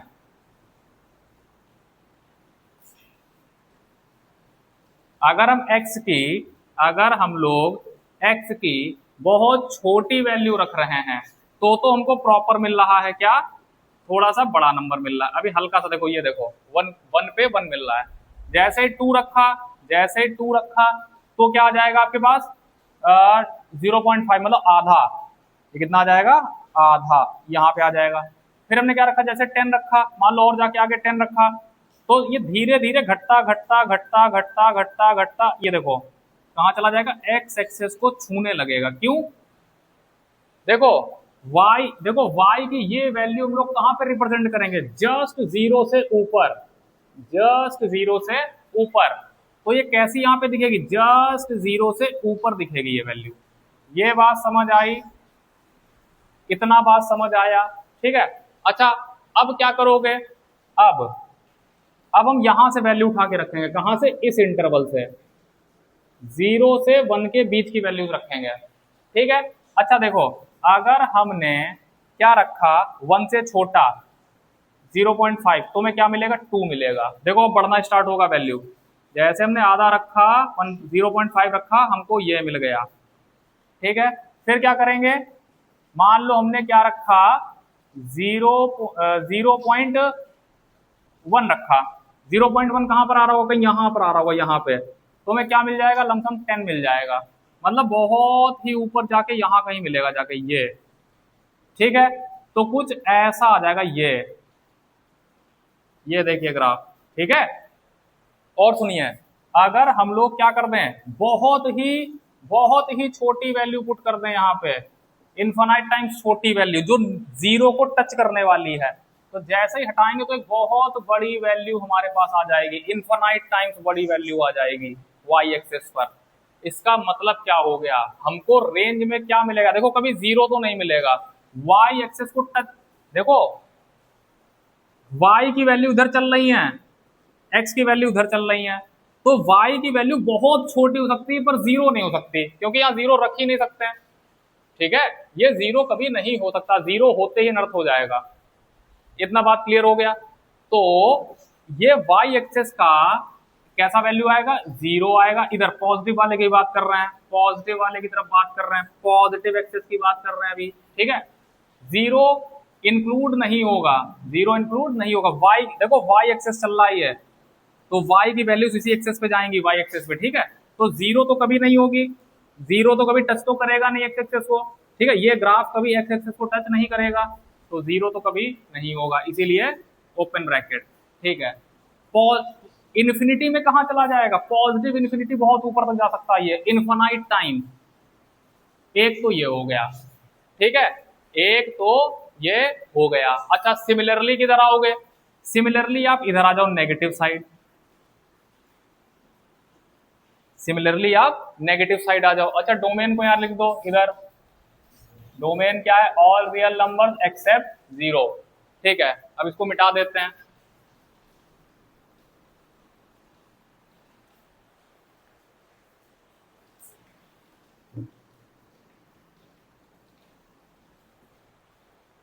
अब यहां पर बात समझो, यहां पर बात समझो, हम क्या करेंगे, जब एक बहुत छोटा नंबर रखेंगे, जब एक जीरो से जस्ट बड़ा नंबर, जीरो से जस्ट बड़ा नंबर क्या हो जाएगा, 0.000 इन्फिनाइट टाइम्स एंड 1, और ये नेगेटिव का चलेगा। इसका मतलब क्या मिलेगा, इसका मतलब हमको क्या मिलेगा, पॉइंट हटाएंगे तो इन्फिनाइट टाइम्स बड़ी वैल्यू मिल जाएगी, इन्फिनाइट टाइम्स बड़ी वैल्यू मिल जाएगी, पर नेगेटिव में मिलेगी। नेगेटिव मतलब वाई एक्सेस का जो इधर वाला हिस्सा है उस पर मिलेगी, तो मतलब कहीं यहां पर मिलेगी। हम लोग ये इन्फिनिटी को शो कर रहे हैं 3 डॉट लगा के, ठीक है, एरो ये देखो, ठीक है। फिर जैसे जैसे हम लोग इधर बढ़ते जाएंगे, जैसे जैसे इधर बढ़ते जाएंगे तो हमको क्या होगा, ये वैल्यू इधर आने लगेगी ये, और जो -1 होगा उस पे हमको क्या मिल जाएगा, -1। ये समझ आया, ठीक है। और फिर क्या होगा, जब हम लोग इधर बढ़ना स्टार्ट करेंगे, -1 के आगे जब इधर बढ़ना स्टार्ट करेंगे तो ये क्या होगा, ये ग्राफ थोड़ा सा कांस्टेंट होने लगेगा। कैसे, समझो, ये हटा इधर बढ़ा 5 आ जाएगा, ठीक है। 0.2 नहीं, हम क्या कर रहे हैं, ये 2 ले रहे हैं, तो क्या हो जाएगा 0.5, ठीक है। कैसे, ये देखो 0.5 यहां पर होगा, y एक्सेस में 0.5 0 और -1 के बीच होगा, तो कहीं यहां पे आ जाएगा। 2 रखने पर मतलब x एक्सेस से -2 रखने पर ये कहां आ जाएगा, यहां पे आ जाएगा। फिर ये और घटना स्टार्ट करेगा, और घटते घटते फिर ये ऐसे आ जाएगा इधर, ये ग्रेज करने लगेगा किसको, x एक्सेस को। समझ आया, समझ आया। पर जीरो कभी नहीं होगा, पर जीरो कभी नहीं होगा। तो इससे क्या समझ आया, इससे हमको पता चला कि ये जो y एक्सेस, देखो y एक्सेस की जो वैल्यूज हैं नेगेटिव y एक्सेस की, वो भी हमको कहां से कहां मिल जाएंगी, जीरो से लगाकर नहीं, जीरो इंक्लूड नहीं होगा, जीरो से जस्ट छोटी वैल्यू, जीरो से जस्ट छोटी वैल्यू, और कहां तक जाएगी, -इन्फिनिटी तक। आई होप आपको y की वैल्यूज के बारे में थोड़ा सा आइडिया लगा होगा, थोड़ा सा समझने वाला क्वेश्चन है, ठीक है। तो हमको क्या मिल गया, इधर भी y की वैल्यूज मिल रही है इस एक्सेस पर भी और उधर भी, पर जीरो नहीं मिल रहा है। तो हम लोग अगर रेंज की बात करेंगे तो रेंज क्या हो जाएगी, ये सेट यूनियन ये सेट, ठीक है। और इसका मतलब क्या हो गया, -इन्फिनिटी से लगा के +इन्फिनिटी एक्सेप्ट 0, और इसी का मतलब क्या हो गया, r-0। यही आपकी क्या है, रेंज ऑफ दिस फंक्शन, ठीक है। मैंने देखो बेसिक मेथड से आपको समझाने का कोशिश किया है, ठीक है। इसका इनइक्वालिटी वाले मेथड से और इजी तरीके से आंसर आ जाता है, पर बेसिक मेथड भी आपको आना चाहिए, ठीक है। अगले पे चलते हैं। चलिए बच्चों 16th क्वेश्चन देखते हैं। अलजेब्रा ऑफ रियल फंक्शंस पर बेस्ड है ये, बहुत इजी क्वेश्चंस होते हैं। आपको 2 फंक्शन दे दिए जाते हैं, उनका एडिशन पूछ दिया जाता है, उनका सब्ट्रैक्शन पूछ दिया जाता है, उनका मल्टीप्लिकेशन, उनका डिवीजन पूछ दिया जाता है।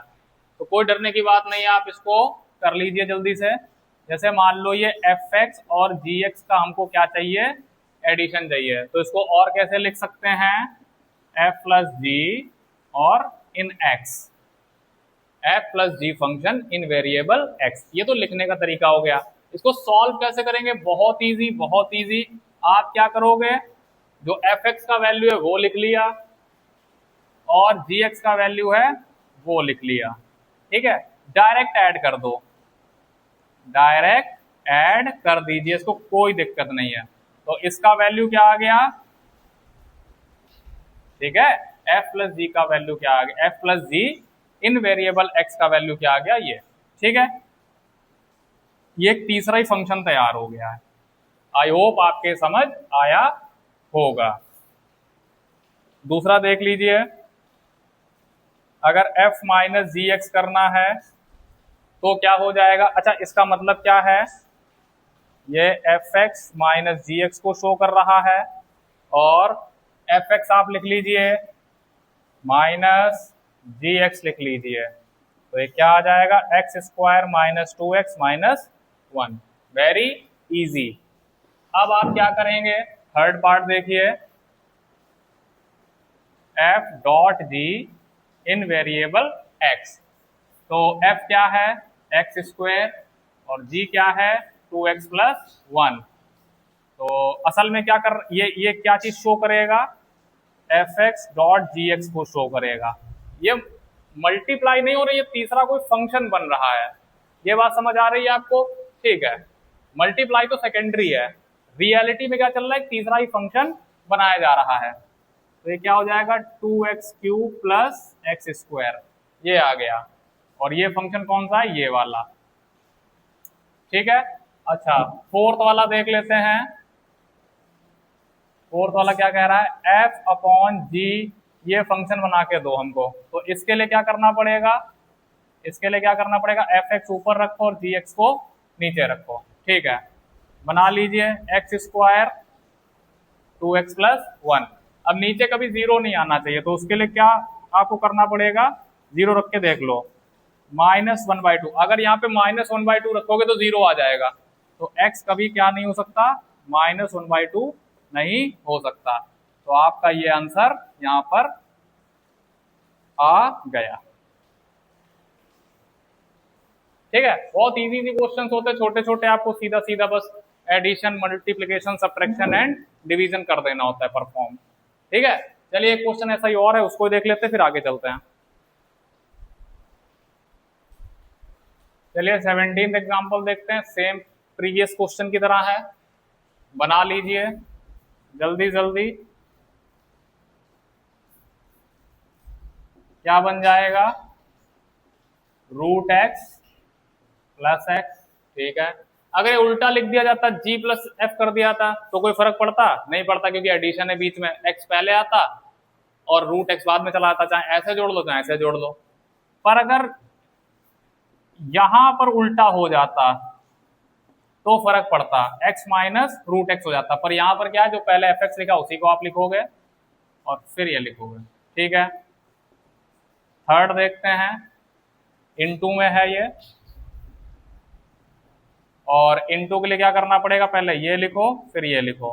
तो इसकी पावर कितनी, वन बाई टू, इसकी पावर कितनी है, वन, ऐड हो जाएंगी power, one by two and one, one by two and one को ऐड करोगे तो थ्री बाई टू पे पहुंच जाओगे।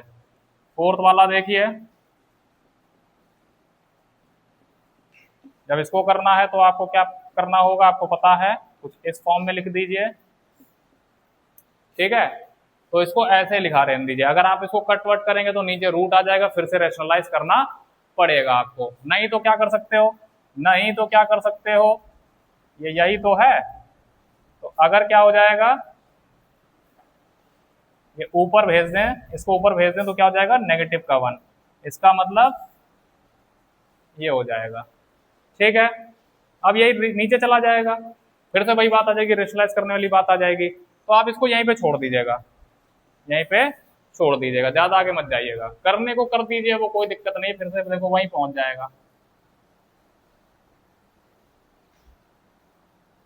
ठीक है। तो रेशनलाइज करके आपको वापस से दोबारा ऊपर लाना पड़ेगा, ठीक है। आई होप आपके समझ आ गया होगा। चलिए बच्चों 18th एग्जाम्पल देखते हैं। Let R be the set of real numbers, ठीक है, पता है हम लोगों को। डिफाइन द रियल फंक्शन, ठीक है। अब एक फंक्शन डिफाइन हुआ है, रियल फंक्शन तो आपको पता है कहां से कहां डिफाइन होगा, आर टू आर, ये भी बात पता है। और ये रही फंक्शन की डेफिनेशन, ये रही हमारे प्यारे से फंक्शन की डेफिनेशन, ठीक है। डिफाइन द रियल फंक्शन, अच्छा डिफाइन करने के लिए कह रहा है, इसको डिफाइन भी करो, कैसा क्या फंक्शन है। तो आपको पता है ये लीनियर फंक्शन है, लीनियर, क्वाड्रेटिक, अरे ऐसे समझो, अगर वेरिएबल की पावर क्या हो जाए, वेरिएबल की पावर क्या हो जाए, 1 हो जाए, तो लीनियर फंक्शन। ठीक है, अगर 2 हो जाए, वेरिएबल की पावर 2 हो जाए तो क्वाड्रेटिक फंक्शन, अगर 3 हो जाए तो क्यूबिक फंक्शन। आपने 9th में सुना भी होगा, वेरिएबल की पावर से डिसाइड होता है किस टाइप का क्या फंक्शन है। अच्छा, आगे चलते हैं। तो रियल फंक्शन, ठीक है, तो आप क्या लिख दोगे इसकी डेफिनेशन में, क्या लिख दोगे, f x is equals to x plus 10 is a linear function in variable x, in variable x. इतना सा डिफाइन कर दो, ठीक है, ज्यादा मत करना। चलिए बच्चों, हमने इसको डिफाइन तो कर लिया, ये लीनियर फंक्शन है, ठीक है। अब इसका ग्राफ ड्रॉ करते हैं। चलिए, ग्राफ ड्रॉ करने से पहले हमको कुछ पॉइंट चाहिए होंगे और उनके कोऑर्डिनेट्स भी चाहिए होंगे, तो पहले देखते हैं, वही बना लेते हैं। फंक्शन क्या है हमारे पास, ये रहा, तो x की वैल्यू रखते जाओ और y की वैल्यू लेते जाओ। तो रखते हैं भाई, अगर x की जगह हम लोग क्या रखते हैं 0, तो y क्या मिल जाएगा 10। तो हमको एक कोऑर्डिनेट क्या मिल गया 0,10। ठीक है, और आगे चलो, अगर अगर x का वैल्यू क्या रख दें, -5 रख दें, x का वैल्यू अगर -5 रख दें यहाँ पर, तो y का वैल्यू क्या मिल जाएगा +5। तो एक कोऑर्डिनेट ये भी मिल गया। ठीक है, क्या 2 से अपना काम हो जाएगा, चेक करें, क्योंकि ये लीनियर फंक्शन है तो ग्राफ हमको क्या मिलेगा कि स्ट्रेट लाइन मिलता है। ठीक है, लीनियर फंक्शन का ग्राफ कैसा मिलता है, स्ट्रेट लाइन। क्वाड्रेटिक फंक्शन का ग्राफ कैसे मिलता है, पैराबोला। ठीक है, अच्छा, तो यहाँ पे लीनियर की बात चल रही, तो पहले इतना ड्रॉ कर लेते, कहां तक जा रही है, y एक्सिस पे 10 तक कहां नहीं जा रही, 1 2 3 4 5 6 7 8 9 10 यहां तक जा रहा है। फिर क्या कह रहा है, x पर -5 तक जा रही है, नेगेटिव एक्सिस पर। ठीक है, तो यहाँ तक कहां नहीं जा रही है, और इधर y एक्सिस में 5 तक जा रही है। ठीक है, सही है, तो थोड़ा बना लो फिर हल्का फुल्का।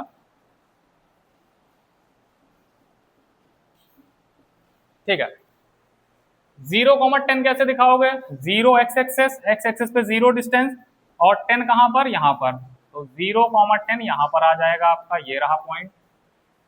फिर -5,5 कहां पे दिखाओगे, तो ये रहा 1 2 3 4 5, माइनस मतलब एक्स पहला है एक्स एक्सेस, तो इधर नेगेटिव, और 5 ऊपर जाएगा, 1 2 3 4 5 ये है, तो कहीं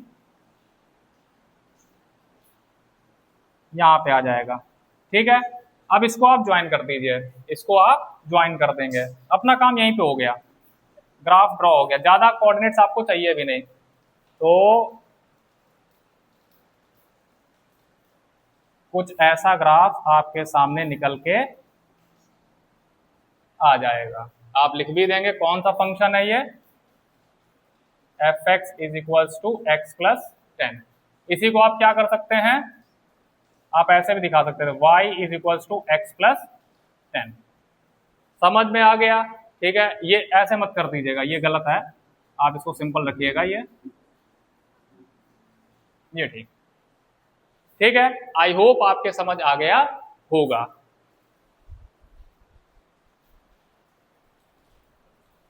चलिए बच्चों, 19th क्वेश्चन देखते हैं क्या कह रहा है।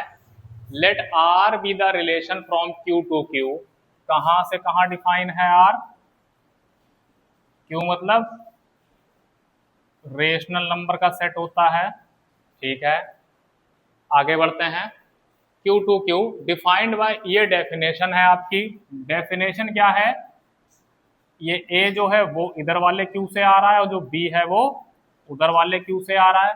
ठीक है, A comma B ordered pair बन रहे हैं, और सीन क्या है, A minus B is equals to integer, A minus B, अगर ए से बी को सब्ट्रैक्ट कर रहे हैं तो हमें इंटीजर मिल रहा है।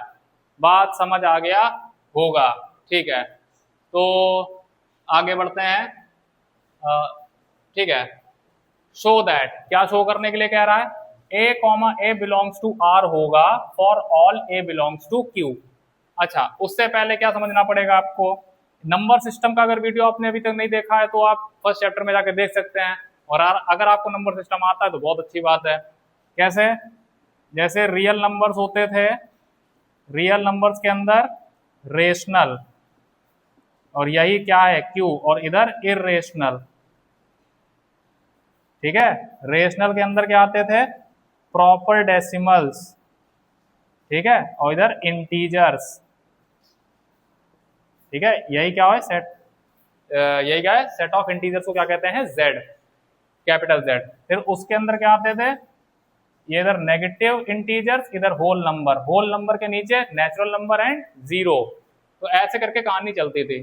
तो हम लोग क्या करेंगे, रेशनल नंबर के अंदर ही इंटीजर और प्रॉपर फ्रैक्शंस आते हैं। ठीक है, आगे बढ़ते हैं, कैसे दिखाएंगे। अब आप खुद देखो, अगर कोई हम रेशनल नंबर उठा लें, मान लो देखो 1 2 3 4 ये सब रेशनल नंबर है, 0.5 0.25 ये सब रेशनल नंबर ही हैं। तो अगर हम किसी रेशनल नंबर से, मान लो ये है, उससे उसी को सब्ट्रैक्ट कर दें तो हमेशा क्या मिलेगा, जीरो मिलेगा। और जीरो क्या है, एक इंटीजर है। जीरो क्या है, एक इंटीजर है। तो भाई ये तो बिल्कुल सही बात हो जाएगी, पहला स्टेटमेंट तो बिल्कुल सही है। If we subtract any rational number from same rational number, then we get zero, and as we know that zero is a integer। ठीक है, hence first statement is true, hence first statement is true। पहला statement क्या हो गया, true हो गया, और proof भी हो गया। चलिए बच्चों, अब इसका सेकेंड पार्ट देखते हैं।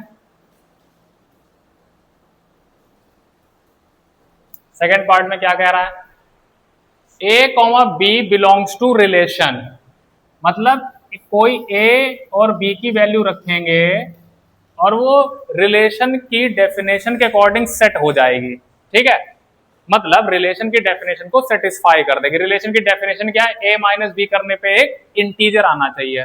अच्छा, तो ऐसे अगर ए और बी की कोई वैल्यू उठा के रखेंगे, जब ए माइनस बी करने पे हमको इंटीजर मिल रहा होगा, तो वो उसका मतलब क्या होगा, अगर ऐसा है देन कैसा होगा, b माइनस ए करने पर भी रिलेशन की डेफिनेशन सेटिस्फाई होगी। रिलेशन की डेफिनेशन क्या है, b माइनस ए जब कर देंगे, b माइनस ए कर देंगे तब भी हमको इंटीजर मिलेगा। और इसको क्या कर दो, थोड़ा सा ये रहा, मतलब b कॉमा ए भी बिलोंग करेगा किससे, रिलेशन से। इसका मतलब रिलेशन की डेफिनेशन के अकॉर्डिंग ये रिलेशन को सेटिस्फाई करेगा। ठीक है, अरे ऐसे समझो, अगर a comma B belongs to R, इसका मतलब क्या, a माइनस बी करने पे इंटीजर आएगा, और b comma A belongs to R है, मतलब b माइनस ए करने पे आपको क्या मिलेगा, इंटीजर मिलेगा। बस इतना सा कॉन्सेप्ट है। ठीक है, तो चेक करते हैं क्या बात सही है। तो कोई रेशनल नंबर उठा लो, मान लो आप a इज इक्वल टू क्या उठा लो, 3 उठा लो, और b इज इक्वल टू क्या उठा लो, 4 उठा लो। तो 3 माइनस 4 करोगे -1, -1 क्या इंटीजर है, यस इट इज इंटीजर। ठीक है, अब इसको रिवर्स करो, प्लेस को चेंज करो, ये क्या हो जाएगा, b क्या है 4, और a क्या है यहाँ पे, a को 4 करो, और नहीं सही तो है ये, b को 4 करो और a को तो 3 है ही। हाँ, अब रिलेशन बनाओ, तो b में, अब b कॉमा a मतलब b में से a सब्ट्रैक्ट होगा, तो 4 माइनस 3, अब क्या मिला 1, यहाँ क्या मिला था -1, यहाँ क्या मिला 1। क्या 1 इंटीजर नहीं है, अरे बिल्कुल है भाई, 1 क्या है, इंटीजर है। और बस यही मतलब, पहले वाले नंबर से अगर दूसरा वाला नंबर सब्ट्रैक्ट कर रहे हैं तो वो इंटीजर आ रहा है। अगर ऐसा है तो वो रिलेशन की डेफिनेशन को सेटिस्फाई कर रहा है, मतलब रिलेशन से बिलोंग करेगा। इतना सा कॉन्सेप्ट था, ठीक है। अच्छा, अब आपको कि पॉइंट रख दो, अब आपको कि पॉइंट रख दो, तो पॉइंट जरा सही से रखना, मतलब उधर इंटीजर होना चाहिए, मतलब पहले तो ये चीज ठीक होनी चाहिए। जैसे कि मान लो मैंने ऐसे रख दिया, 0.5 लिया और उसमें से 1.5 सब्ट्रैक्ट कर दिया। ये किसका वैल्यू है, a इज इक्वल टू 0.5 लिया और b इज इक्वल टू 1.5 लिया, ठीक है। अब ये क्या कर दिया, जब सब्ट्रैक्ट किया तो क्या है, -1, -1 इंटीजर है, हाँ है, तो क्या हो गया 0.5 एंड 1.5 कहां बिलोंग करेगा, रिलेशन में बिलोंग करेगा। अच्छा, रिवर्स कर दो, अब देखो जब ये पॉसिबल है, जब ये कंडीशन है पॉसिबल, अगर ये पॉसिबल है उसका मतलब कि ये भी पॉसिबल है। सेकंड स्टेटमेंट में ये पूछ रहा है, अगर ये पॉसिबल है तो ये पॉसिबल है, तो ये तो पॉसिबल हो गई। अब रिवर्स चेक करो, b माइनस ए चेक करो, ये क्या आ रहा है 1, और 1 भी तो इंटीजर है, 1 भी तो इंटीजर है, तो b कॉमा ए भी किससे बिलोंग कर रहा है, r से कर रहा है, ठीक है। तो सेकंड स्टेटमेंट भी क्या हो गया, ट्रू हमारा हो जाएगा। आप इसको लेट करके दिखा सकते हो दो एग्जांपल्स के थ्रू, ठीक है। लेट इसमें क्या लिख दोगे, we are proving this statement by taking 2 or more examples. फिर let a is equal to 3 and b is equal to 4। आप क्या लिख दोगे, hence a comma b belongs to r। ये इससे बिलोंग कर गया ना, ये -1 क्या आ गया, इंटीजर आ गया। हियर लिख दो अभी, हेंस लास्ट में लिखेंगे, here a comma belongs to r। Now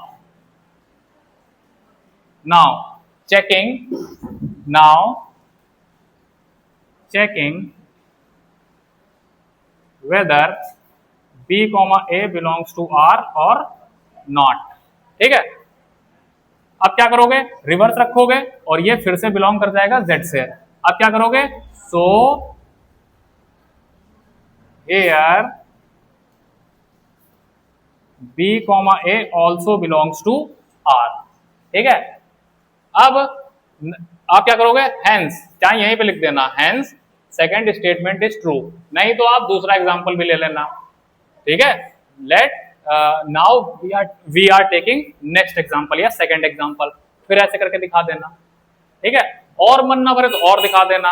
अब आप कहोगे, अब आप कह दो यहाँ पे कि आप ऐसा क्यों नहीं ले लेते, एक 0.5 ले लो, एक 0.25 ले लो, पर ये पहले ही रिलेशन में फ्लॉप हो जाएगा, ये यहीं पे सेटिस्फाई नहीं होगा, ये यहीं पे सेटिस्फाई नहीं होगा। आप 0.5 से अगर 0.25 घटाओगे तो 0.25 बचेगा और यही इंटीजर नहीं होगा, तो जब यही सेटिस्फाई नहीं होगा तो अगली वाली चेकिंग की बारी नहीं आएगी। तो आपको पहले और ए और बी ऐसे उठाने हैं तो पहले वो इंटीजर से उनका सब्ट्रैक्शन बिलोंग करे, सही बात है। चलिए आगे चलते हैं थर्ड पार्ट पे। चलिए बच्चों, थर्ड पार्ट अच्छा शुरू करने से पहले सेकंड वाले का स्टेटमेंट अगर लिखना चाहो तो लिख दो।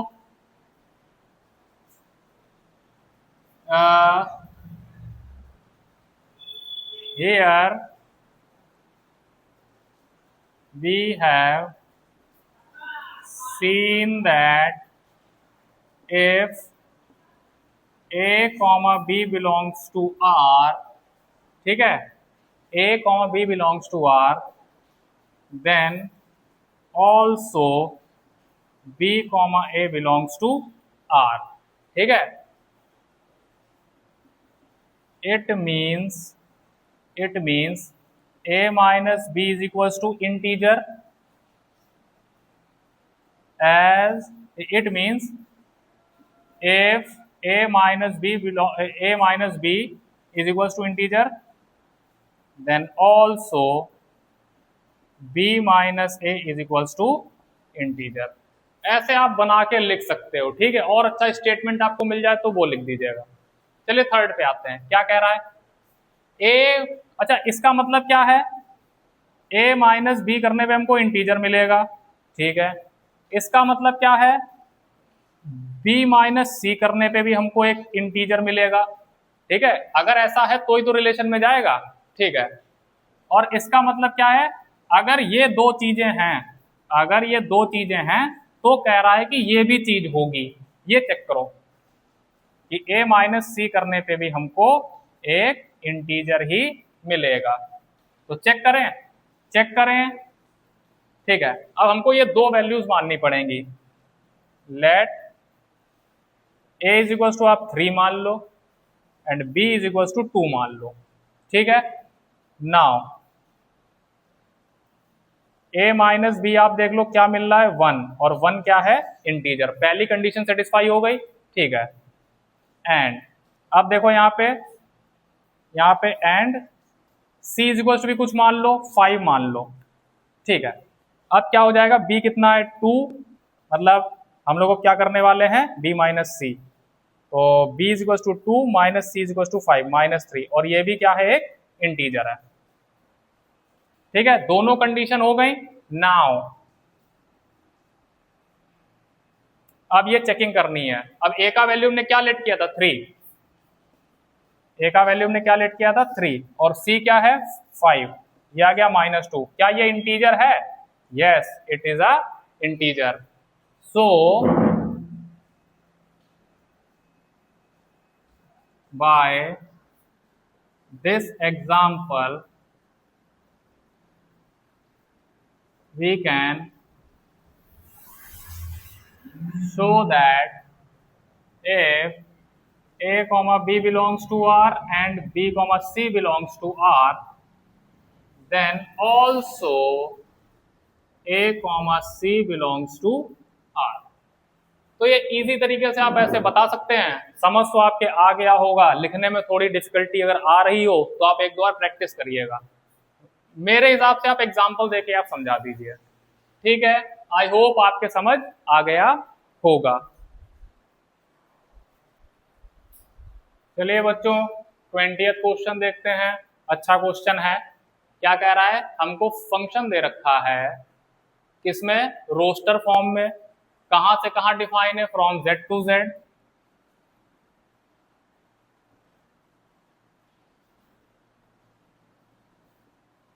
यहां से a आएगा मान लो, और यहां से ये b आएगा। ठीक है, और क्या कर सकते हो आप, इसको एक्स वाई की फॉर्म में लिख सकते हो, कोई दिक्कत वाली बात नहीं है। ठीक है, इतना डिकोडिंग हो गया।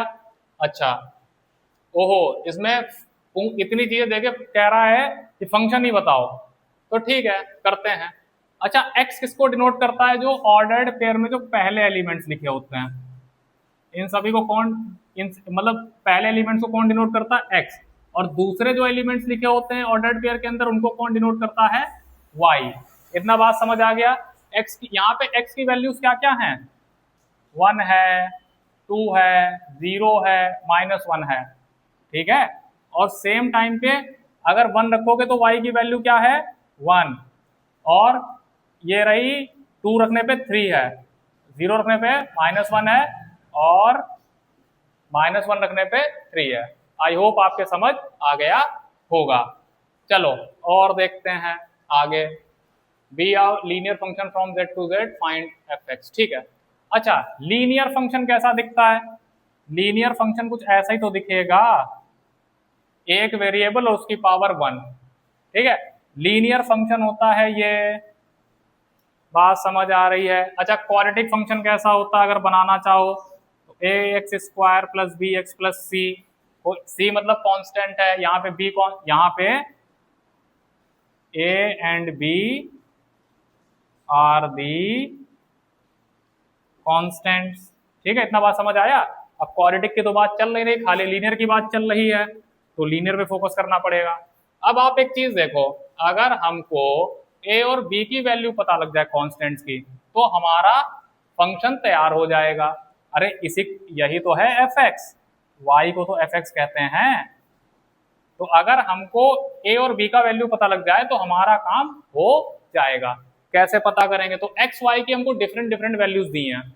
ठीक है, तो कोशिश करते कुछ बनाने की, दो इक्वेशन तो फॉर्म करनी पड़ेगी। तो व्हेन पहला ऑर्डर्ड पेयर उठाते हैं, जहां पे क्या है x is equal to 1 and also y is equal to 1, and किसमें पुट कर दो, इक्वेशन 1 में। जब इक्वेशन 1 में पुट करोगे तो आपको क्या मिलेगा, 1 इज इक्वल्स टू ए, फिर 1 प्लस बी, तो a plus b is equals to 1, ये क्या आ गई, सेकेंड इक्वेशन आ गई। एक और बनाओ, एक और बनाओ, तब जाके काम चलेगा। भाई लीनियर इक्वेशन इन 2 वेरिएबल बन रहा है यहाँ पर, तो लीनियर इक्वेशन जब 2 वेरिएबल आ जाएगी तो आपको 2 इक्वेशन चाहिए कांस्टेंट या वेरिएबल्स की वैल्यू मतलब पता करने के लिए।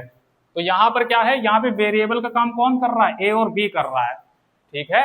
ए और बी तो गायब है, उसी की तो वैल्यू ढूंढनी है, तो 2 इक्वेशन ए और बी के टर्म से बनानी पड़ेगी। अब दूसरा कहीं पे ले लो, ये ले ले ये वाला, ये वाला थर्ड वाला ऑर्डर पे उठा रहे हैं, and x is equal to 0 and y is equal to -1, तो यहाँ पे क्या हो जाएगा, कहाँ गया अपना, ये रहा, y क्या है -1, x क्या है 0 प्लस b। अच्छा ये तो बहुत बढ़िया आ गया, b का वैल्यू क्या आ गया, -1 यहाँ से आ गया। अच्छा b का वैल्यू क्या यहाँ पुट कर सकते हैं, on putting the value of b in second, जैसे b में पुट किया वैसे, जैसे सेकेंड इक्वेशन में b का वैल्यू पुट किया तो कहाँ पहुंच जाओगे भाई, a इज इक्वल्स टू 2 पर, अपना काम हो गया। Put the value of a and b, क्या हो जाएगा, a कितना है 2x और b कितना है -1, ये रहा आपका प्यारा सा फंक्शन। आई होप आपको समझ आ गया होगा। चलिए बच्चों 21 देखते हैं, डोमेन पूछी गई फंक्शन की, तो आपको पता है क्या बचाना है, न्यूमरेटर के अपॉन में 0 ना हो जाए, न्यूमरेटर के अपॉन में 0 बचाना है। x की सारी वैल्यूज रखो पर वो वैल्यूज हटा दो जहां पे ये जो डिनोमिनेटर है वो 0 आ जाएगा। तो डिनोमिनेटर 0 किन वैल्यूज पे आएगा, तो इस इक्वेशन के जीरोज निकाल लो, इसको सॉल्व करो और जीरोज निकाल लो।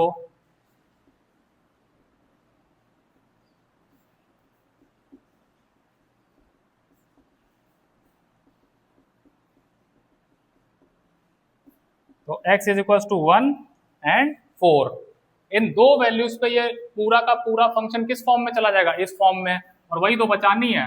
तो सारा का सारा real number domain of function हो जाएगा, सारा का सारा real number domain of function हो जाएगा, एक्सेप्ट 1 एंड 4 को हटा दो, इन दो रियल नंबर्स को हटा दो, ये फंक्शन की आपकी डोमेन आ गई। आई होप आपके समझ आ गया होगा। चलिए लास्ट एग्जांपल देख लेते हैं। The function f is defined by, ये फंक्शन की 3 डेफिनेशन, ठीक है, और ग्राफ ड्रॉ करने के लिए कह रहा है। तो यहां से थोड़ा डिकोडिंग करते हैं, यहां पे लिख लेते हैं पहले,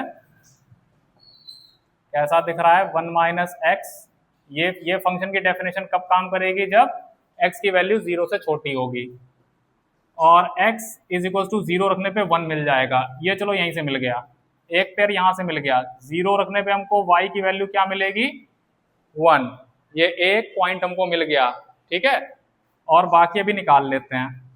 और ये फंक्शन की डेफिनेशन कब काम करेगी, जब वैल्यू 0 से बड़ी होगी। तो जरा नंबर लाइन देख लेते हैं, ये रहा 0 और 1 2 3 -1 -2 -3, ऐसे करते चले जाइए। अब देखो भाई, अगर हम लोग इस वैल्यू को कब पुट करेंगे, जब 0 से छोटा होगा मामला, तो यहाँ पे हम लोग क्या पुट कर सकते हैं, -2 को, चलो -1 पुट करते हैं, f(x) इज इक्वल टू, ये कब है, ये यहाँ पर हम लोग इस वाले फंक्शन की जो डेफिनेशन है उसमें खाली हम क्या रखेंगे, 0 से छोटी वैल्यूज को पुट कर करके देखेंगे और कोऑर्डिनेट्स निकालने की कोशिश करेंगे। तो हम लोग 0 से छोटी, चलो -1 रख देते हैं, क्या मिल जाएगा, ये 2 मिल जाएगा। तो -1 रखने पे हमको क्या मिला, 2 मिला, एक ये मिला एक ये मिला। अच्छा और रखना चाहो तो और रख दो, -2 भी रख दो भाई, 0 से छोटी रखना, इस जो ये फंक्शन की जो ये डेफिनेशन है उसमें 0 से छोटी वैल्यूज आएंगी। तो ये कितने आ जाएगा 3, तो -2 रखने पे 3 मिल गया। कितने मिल गए? अच्छा थोड़ा सा और देख लेते हैं। अब क्या देखते हैं, फंक्शन की ये वाली डेफिनेशन उठा लेते हैं।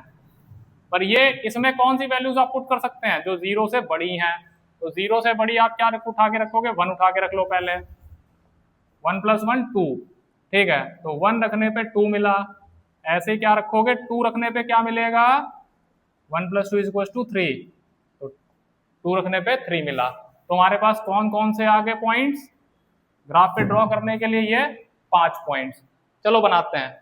पहला थोड़ा सा बना लो।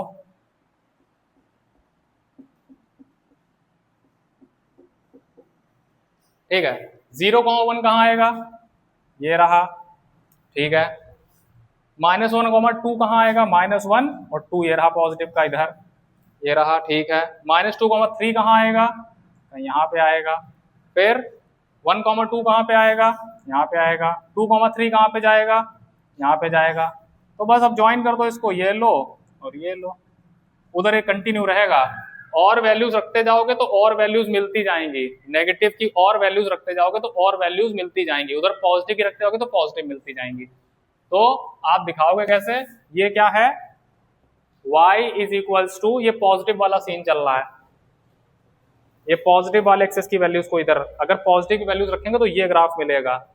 0 रखने पे तो 1 मिल ही जाएगा, और इधर क्या है? 1 - x, 1 - x का ग्राफ इधर मिल रहा है हमको। तो आई होप आपको एग्जाम्पल समझ आए होंगे।